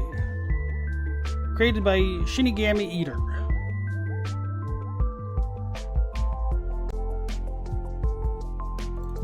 Alright, so that was a really good video. I'm going to go ahead and like it and share it with you guys in the chat if you want to give them a like and sub themselves. Or yourselves, rather.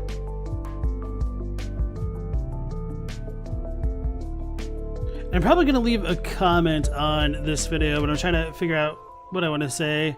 So I might just talk about it for a second first, and then Elden maybe... Ring has an whoopsies. And then go on from there. So let's keep his patrons up there. Right. So like I was saying a moment ago, there's something substantially different about the way difficulty is approached in Elden Ring, where the base game bosses, the majority of them, felt a little bit more fair for solo play, and that the bosses weren't as oppressive when you were facing them, and there were more opportunities to heal or reapply buffs. But part of my issue with the DLC in particular is that because such windows are so much more infrequent, it becomes more of a challenge to get those buffs off, and it feels not good if your buffs are wasted or you don't get as much utility out of them because of the way that the boss encounters are designed. So I feel like a lot of the issues that I had with some of the boss design could have been ameliorated had there been newer buffs to compensate for the longer gaps between punishment windows. And of course you could like make the whole argument that just get good jump might be the actual panacea to all of your problems. But, you know, setting that aside, I think the devs could have done more to facilitate success than they did. I do want to address the whole thing about my guy commenting on people's hotbars. I think that is a fairly good argument, with the caveat that I think quite often the game actively disincentivizes people from using their consumables because they're just that, consumables. And if you're going to lose out on permanent resources or have to go back and farm more, people are going to be less incentivized to use them. And I don't really blame people for not doing that stuff. And as I've been bringing up constantly in my videos, like having to farm for Scarlet Ionian butterflies in the literal Lake of Rot to fight, let me think, 1, 2, 3, 7, between 7 and 9 basilisks for an 8% chance for them to drop a single butterfly without running an arcane build is just kind of garbage, that we don't get a bell bearing for being able to purchase them that way. And so if they gave us more options to make that stuff more viable, I would be more inclined to use that stuff as part of my basic kit, which is why I was bringing up on the last stream how I think Lords of the Fallen actually did a really great job integrating having more ranged options or like spells into that game. Well, spells isn't the right thing, so they just have like options that are more readily available than in any of the FromSoft games, which I think actually helped push the game in a bit of a new direction mechanically from a lot of the Soulsborne stuff. And then not only that, we could also complain about how the UI for Elden Ring is kind of stuck in the past. If you want to cast multiple spells, having to cycle to specific spots in your toolbar and remembering how many button presses each spell is away from the other, or having to know the tech that holding the D-pad down will get you to the very first in your list. So if you need to reset, and not having more like hotkeys to swap to like cast those spells or abilities is another problem of design. So, while Elden Ring can be improved in a lot of ways, I feel like it is set apart from like Dark Souls because of how much more robust they want the systems to be, but how limited access players actually have to interact with these systems from an accessibility point of view. And of course, all of that stuff is completely different from like the boss movements and stuff that I'm talking about. But then I will go back to the whole argument of, yes, of course I could use sword and board and defeat the bosses that way. It's not an issue of like, oh, I can't beat the boss. It's the issue of I don't enjoy fighting the boss a certain kind of way, which is why I wanted to play the game the way that I did.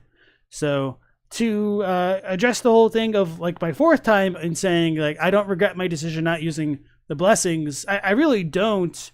And it's a little bit surprising to me like how many people got caught up on that. Yeah, I'm nerfing myself, but I'm knowingly doing that, and I'm playing the game that I enjoy playing.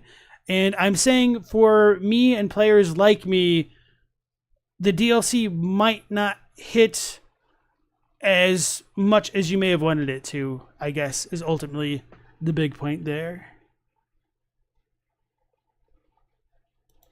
And Captini said, you think the Elden bosses are harder because there's no more run back after failing?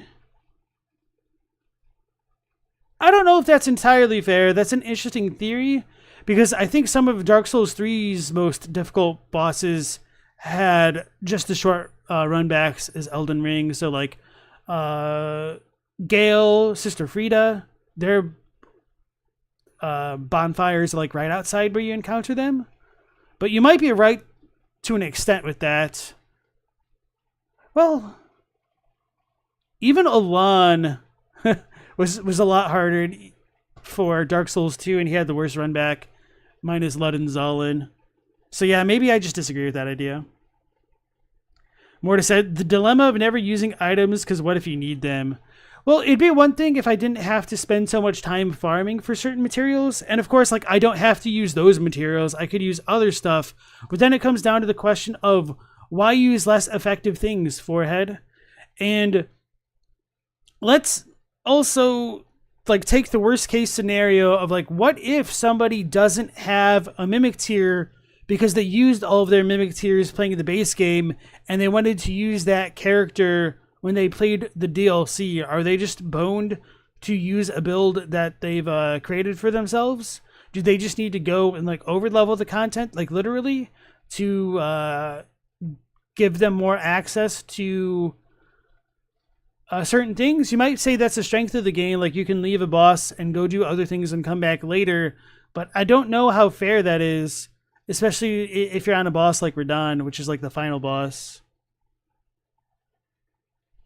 Is that why they gave us so many cookbooks? Maybe.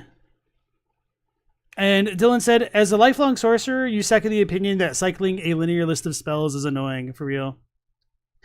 Elden's gonna co-op and host some people with Moog before you go to bed. That's awesome. Yeah, so I really enjoyed the Moog fight. I think that's one of the most fair. So for me, like the DLC bosses just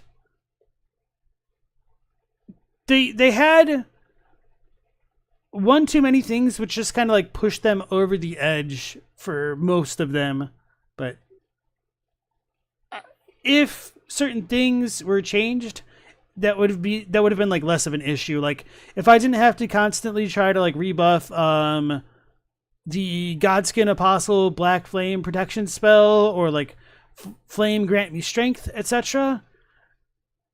during a fight, I'd probably use them more. But it just becomes annoying when I use these kind of buff spells, and then if those buffs fall off before I make use of them, after a while, it's just like, why take the time to do that when you're still going through the struggle of getting good?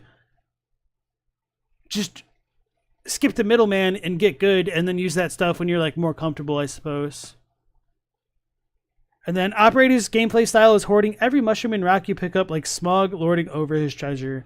I'm mostly the same in many regards, which is why it's nice to have like non-consumable tools to help overcome some challenges.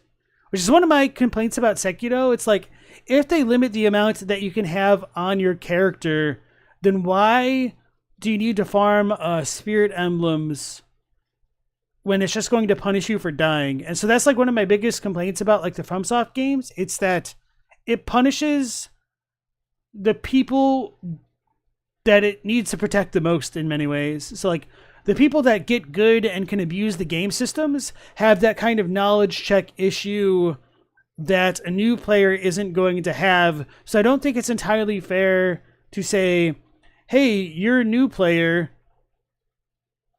Oh man, I kind of like want to rewatch his arguments, because I feel like he's making two conflicting points in some ways. Like there is a knowledge check issue, but then how do you solve that knowledge check issue? Do you have to go and explore?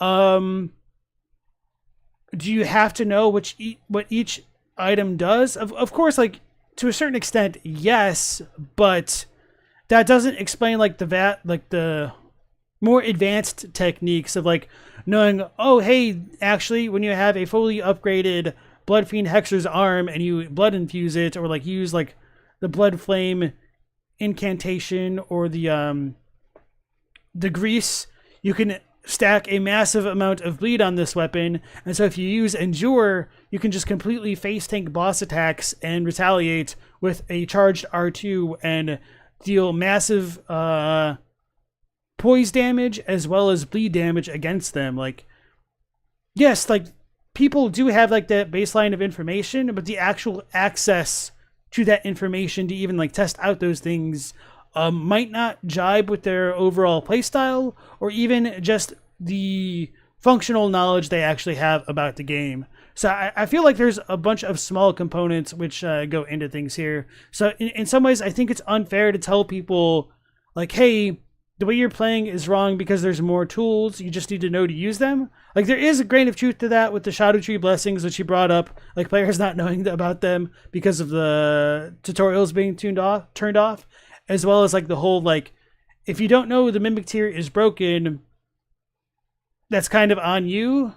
So it just sucks to me that the Mimic Tier is so overpowered that it's like the go-to spirit summon, and there isn't much utility in experimenting with different spirit summons.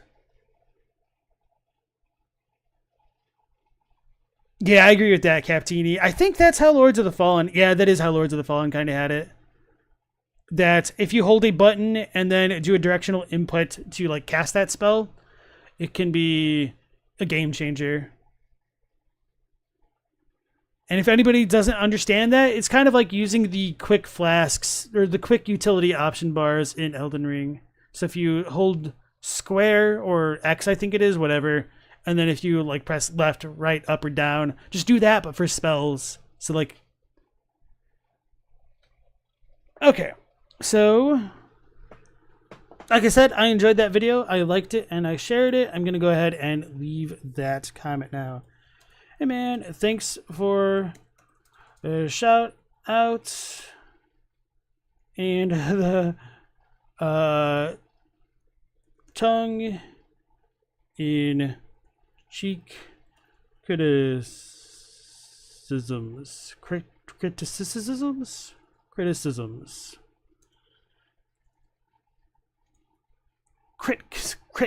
I can't type or spell. This is more of a spelling thing. Tongue-in-cheek criticisms.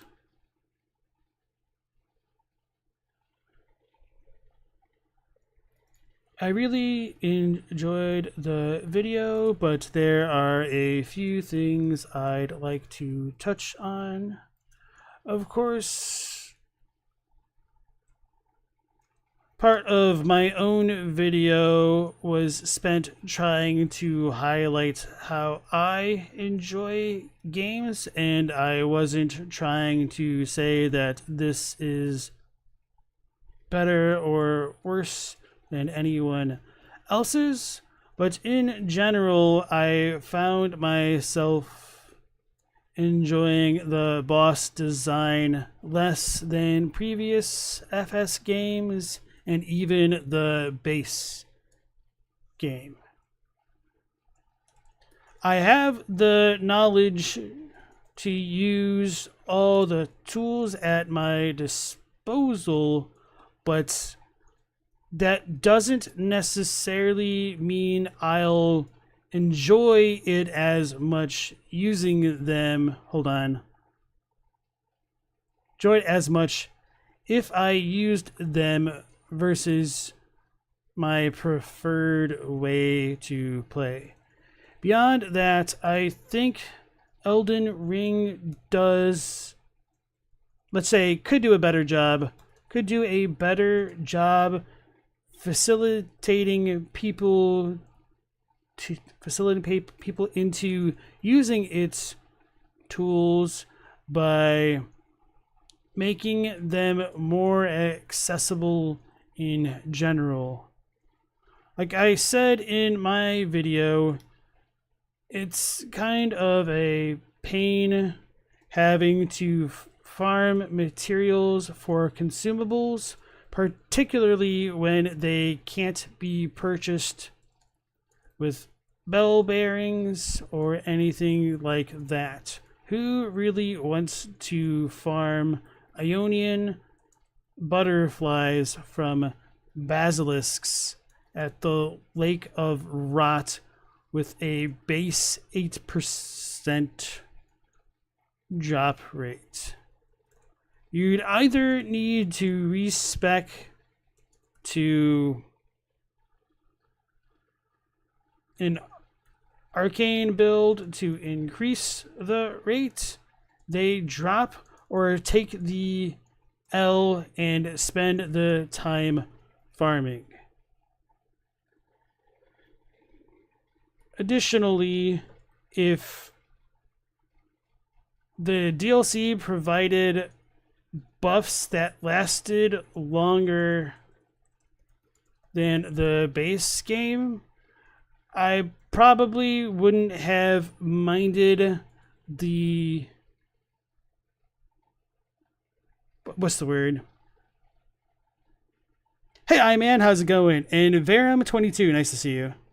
Do I think ditching the movesets of the weapons from the Souls games is a good idea and making all new movesets, or a smaller set of unique weapons like in Bloodborne? I think it depends. I think in an ideal world for me, a little bit of column A and a little bit of column B. So I like to bring up the time I got the Giza's Wheel in Elden Ring as my one of my most exciting and disappointed moments in Elden Ring, because I was like, oh my god, they have trick weapons in Elden Ring?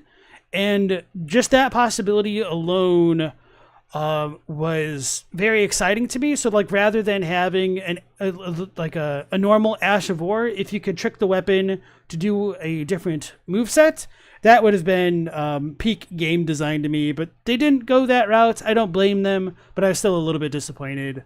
So I don't know, because going back to like the main question that you had about like the number versus quality of the weapons, I think there are benefits to having both approaches, because certain weapons can have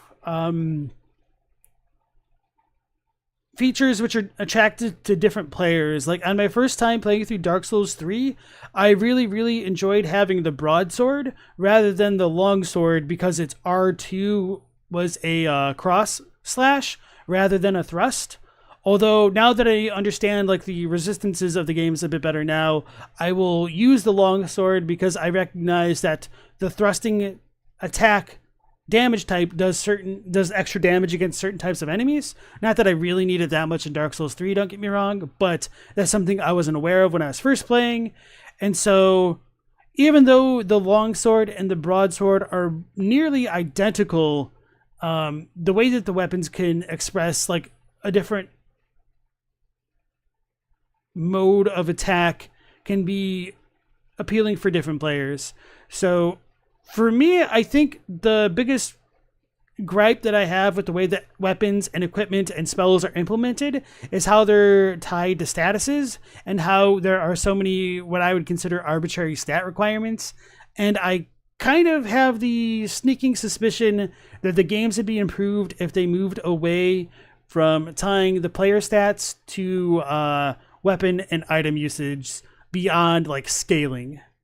So that's kind of my hot take on that. And Vorb, nice to see you again. And Elden, you have a good night. Ever since you learned how to do good pierce damage, you're constantly drawn to it, even if it doesn't matter that much.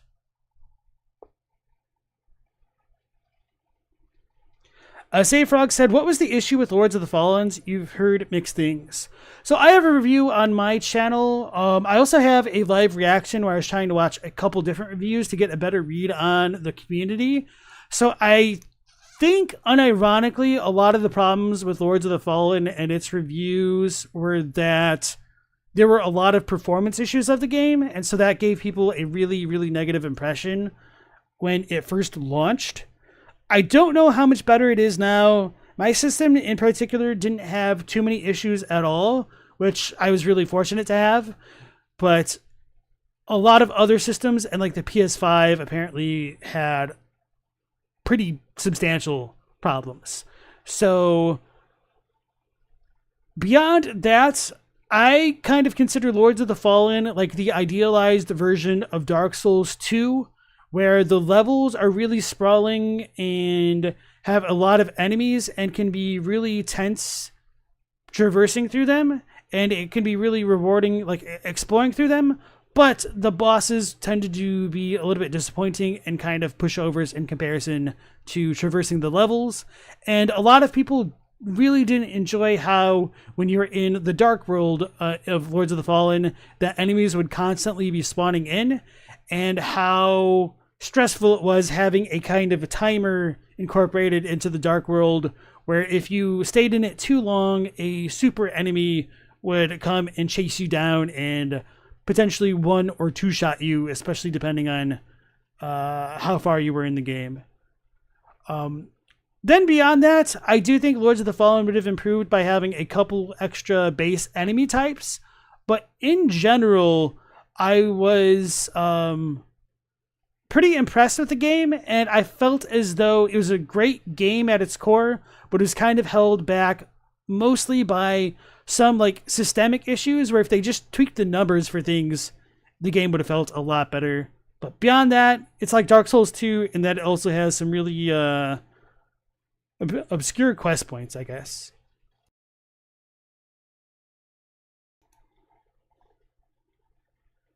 You're confused what I mean by the weapon scaling thing?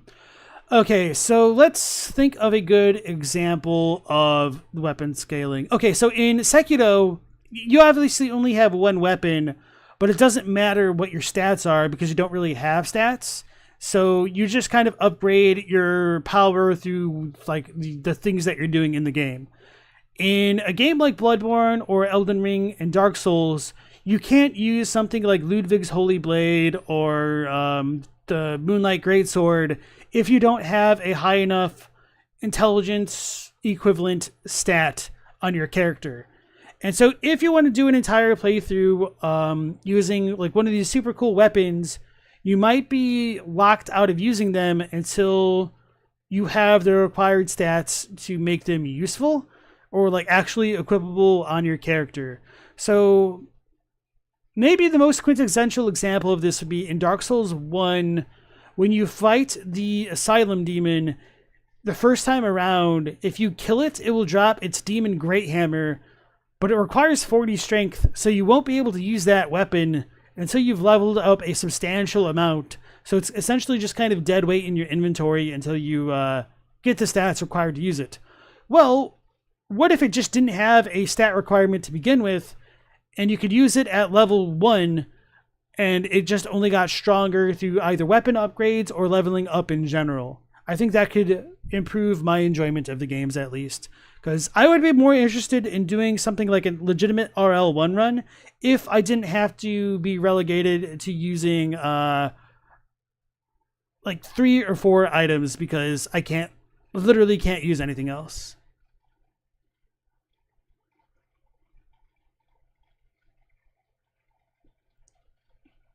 You liked Lies of P. So Lords of the Fallen is more like Dark Souls, and Lies of P is kind of more like Bloodborne. And I think both are competent takes on the Soulsborne genre. And Matthew said, it'd be cool if you could adjust weapon scaling on somber weapons. You think the system is very dynamic, they just don't make very good use of it. So yeah, that's kind of like one of the other things that I have mixed feelings about with the DLC and Elden Ring in general. I think it was really smart in some ways to have like the boss weapons stand separately from the other ones, and to have somber weapons as their own kind of unique things. But when you fight a boss like Radon, for example, if your somber weapon of choice is not good against that boss, you're kind of boned, because you don't have that flexibility of the base weapons to deal with the differences of the design.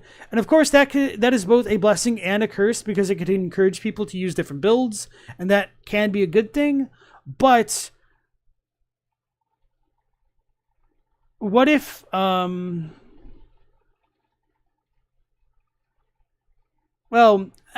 think the biggest issue is like there's a limited amount of like mimic tier, or not mimic tiers, of larval tiers, silver tiers. So you can't always adjust your build, or you have to know exactly where to go to get the next larval tier to be able to respec, which is just a questionable design decision in my mind. And like if all of these games had a saving system, so if I was able to save before I fought a boss for the first time, before I wasted all of my consumables, I wouldn't care about needing to farm the rot pots, because that would just be a trifling thing to do if I ever ran out, because I'd actually been using them. It sucks to use all these consumables and lose them permanently. So I think there are a bunch of different things that the games could have done to make it more accessible to players. But a lot of that stuff is beyond like boss design. And I think my issue with the DLC was like I didn't enjoy aspects of the boss design, because it just felt like there was too much going on for what we had, and that just kind of sucks. Like I don't think using Spirit Ashes is reason enough to make our character not be on par with the enemies that we're fighting, if that makes sense. Sayfrog is playing the Crabborn game and you love it. That's awesome. I saw it. It looks pretty cute and interesting, but I didn't really hear too much about it to determine like if it was actually good or if it's just more of a gimmick game. And Matt says, not adding unlimited larval tiers in Shadow of the Erd Tree was a crime. And for me, not adding more bell bearings for like getting all of the consumables is another crime.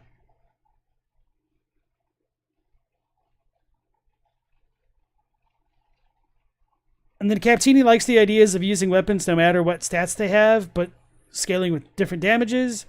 But you think the stats need something special too, like with enough insight, the Moonlight Sword could make it glow. So yeah, they could do stuff like that as well. And yeah, there are many different ways that they could kind of ameliorate that design pain. But I think part of it is that they're scared of having things be too imbalanced in PvP, which just kind of sucks. And this is just a guess. It might not be a PvP thing. Maybe they think it would just be a little bit too overpowered if you can, I don't know, just swap weapons on the fly to do more degenerate strats. But I mean, people already do it to certain extents. But just like, what is something that is like completely incompatible with it itself? But I don't know. For me, it just kind of would seem to open up like more freedom. I'm trying to think of like going from int to faith. But I mean, as long as it's all tied to actual stat scaling rather than stat requirements, I really don't see the issue. All right, cool, Elden. I'm looking forward to that. Sounds good. All right, so now what was I saying? If the DLC provided buffs that lasted longer than the base game... Hold on. I think they could have done a number of things to make the fighting bosses feel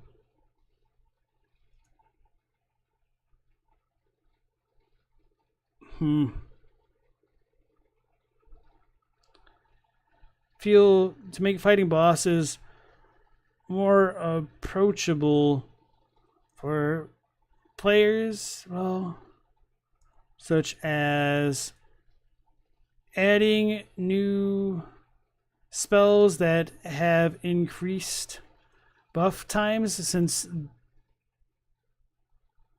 now boss attacks chain longer and you'll be hitting them more infrequently.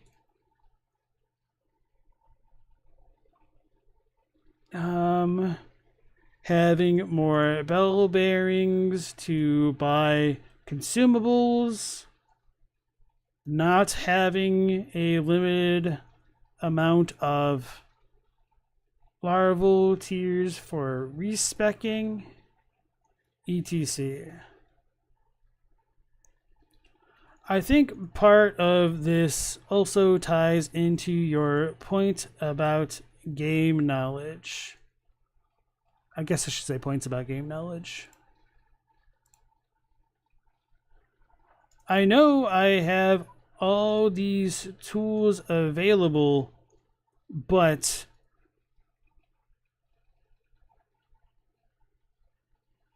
if the game disincentivizes me... Ruh-roh. Nope. Incentivizes... It just doesn't recognize it. From using consumables because I don't want to farm more. Hold on, did I already talk about that? Yeah, I guess I did. That's just too redundant.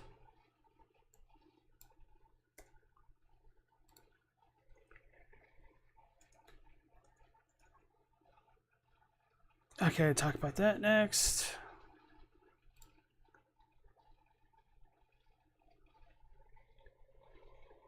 Beyond all that,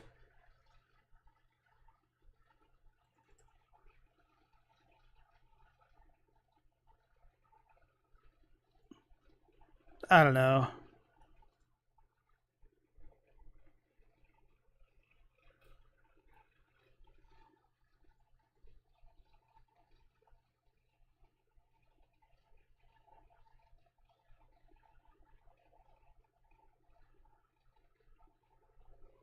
Let's say many bosses in the DLC felt like they had just one too many things going on to make them feel... I don't know what to say.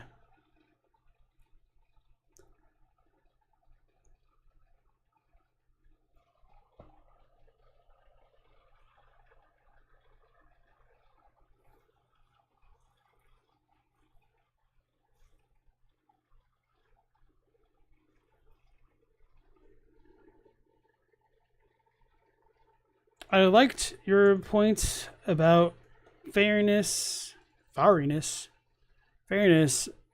against facing bosses, which I agree with to an extent, but it just feels lame to me that the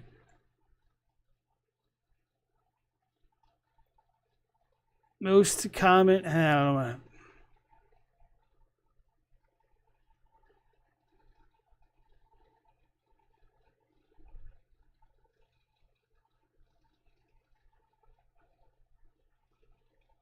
We have to resort to more degenerate strats to overcome the unfairness rather than getting more badass abilities for ourselves. Man, I don't know how to close this out. There's a lot to talk about, but I feel like I'm just not doing the best job bringing these points up right now. Matt said, it'd be cool to make a special training area in which you can use any weapon regardless of stats without losing FP. They kind of did that in Sekiro. I understand what you're saying. I don't know about not losing FP.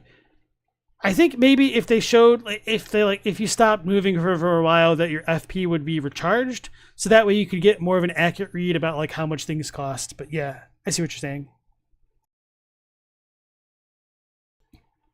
Dylan would make a cat-based Soulsborne. Catborn feels like a PS2 era action platformer with better combat. I might need to look into that sometime.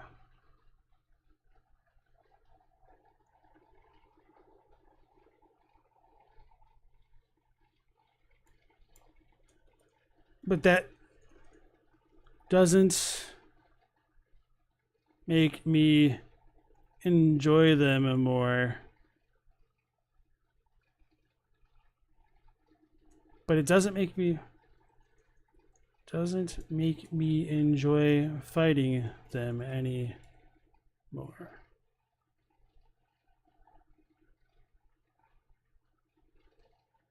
Fighting them more by using a strategy that I don't want to use. For instance, I switched things up against Gaius and Radon. For instance, I used my game knowledge to switch things up against Gaius and Radon, and I beat them without too much trouble, but I would have preferred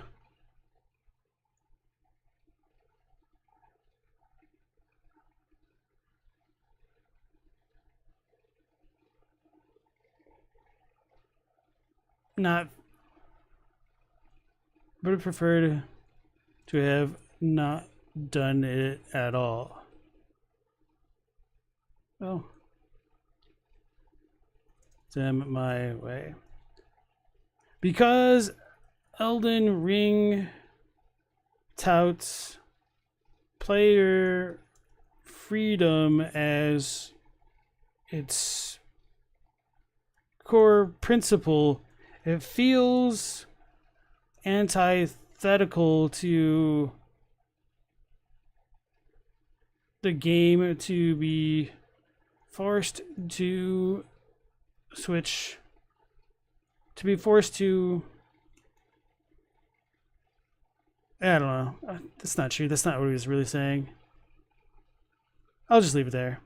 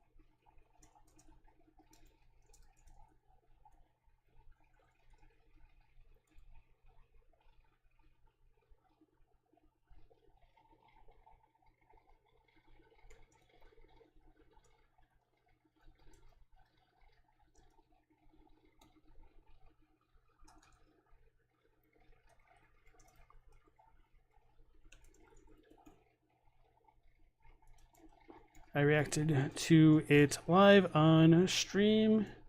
If you're curious for my takes on that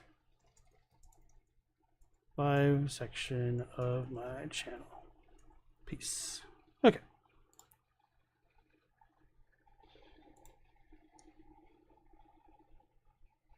You think that video response would have been faster at this point? I don't know.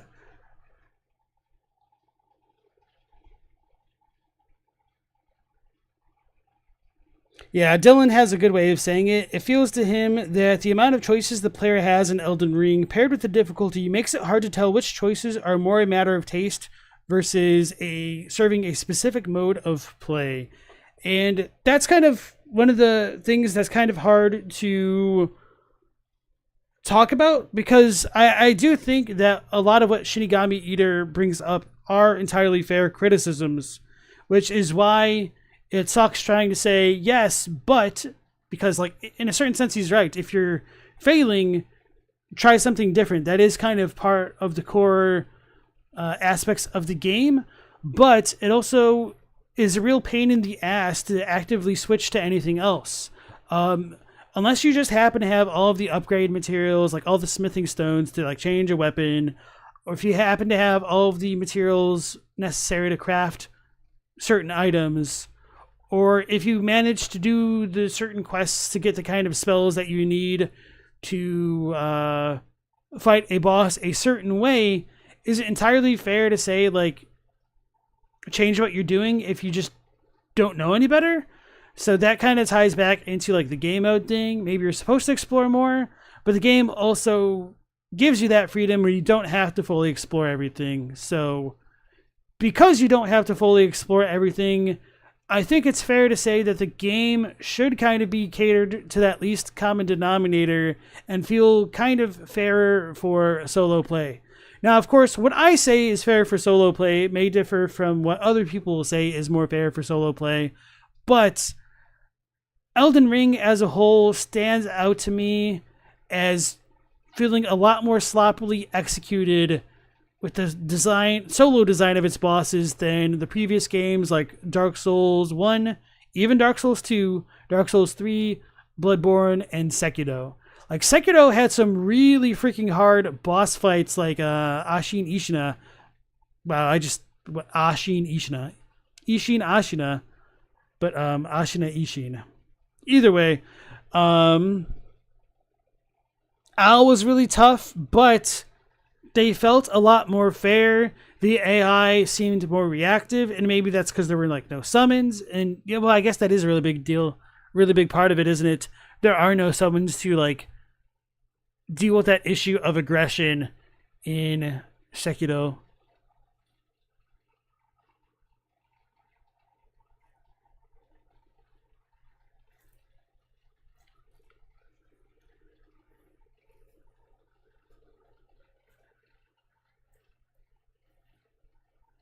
But yeah, like, another part of it is Elden Ring can feel a lot more difficult if you just kind of speedrun it and fight bosses in quick succession from one another.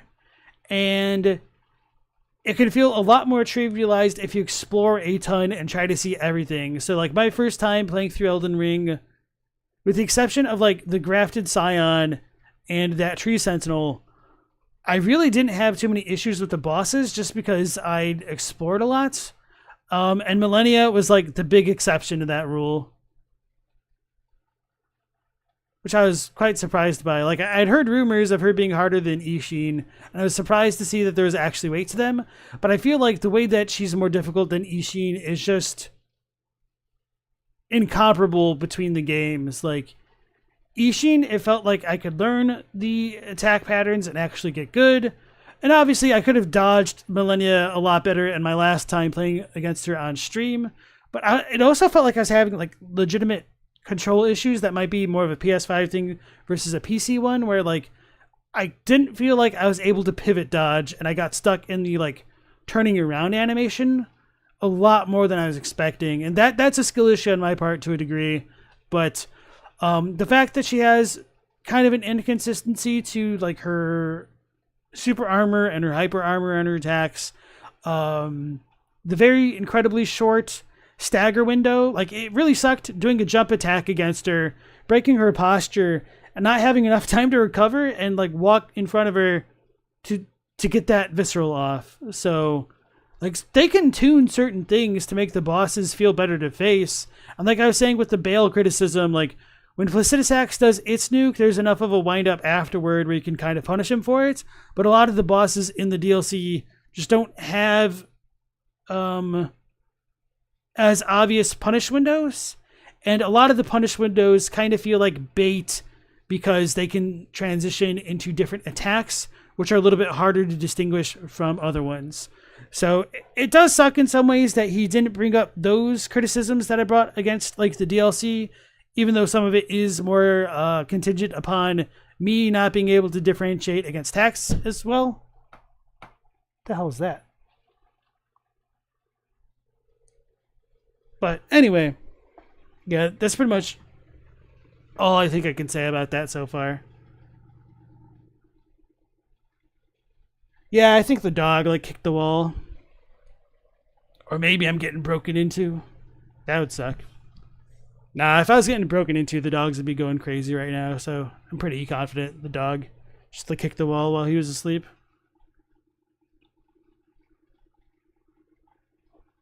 Say Frog said the second time through you played with a cheat engine file with unlimited upgrade materials, and it was such a cool and fun way to make it through the DLC because you could use so many weapons.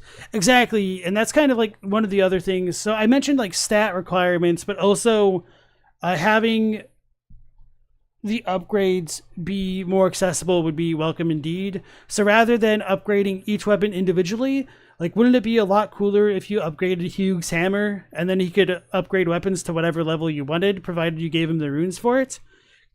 Funnily enough, like, that was something that was implemented in Suikoden, like, back in the PS1 days.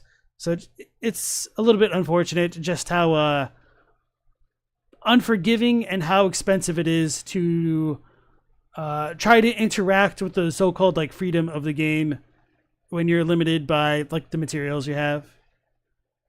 Okay, everybody, I've definitely talked about this topic at length over the past few nights, so I'm kind of over it at this point. So we'll be getting back into the more lore-heavy stuff with Elden Ring, probably starting tomorrow. I'll figure out what I want to watch and all of that. So hopefully we'll catch you on the next stream, which will be, again, at 10 p.m. Eastern Standard Time. So until then, take care, stay safe. Last Protagonist out.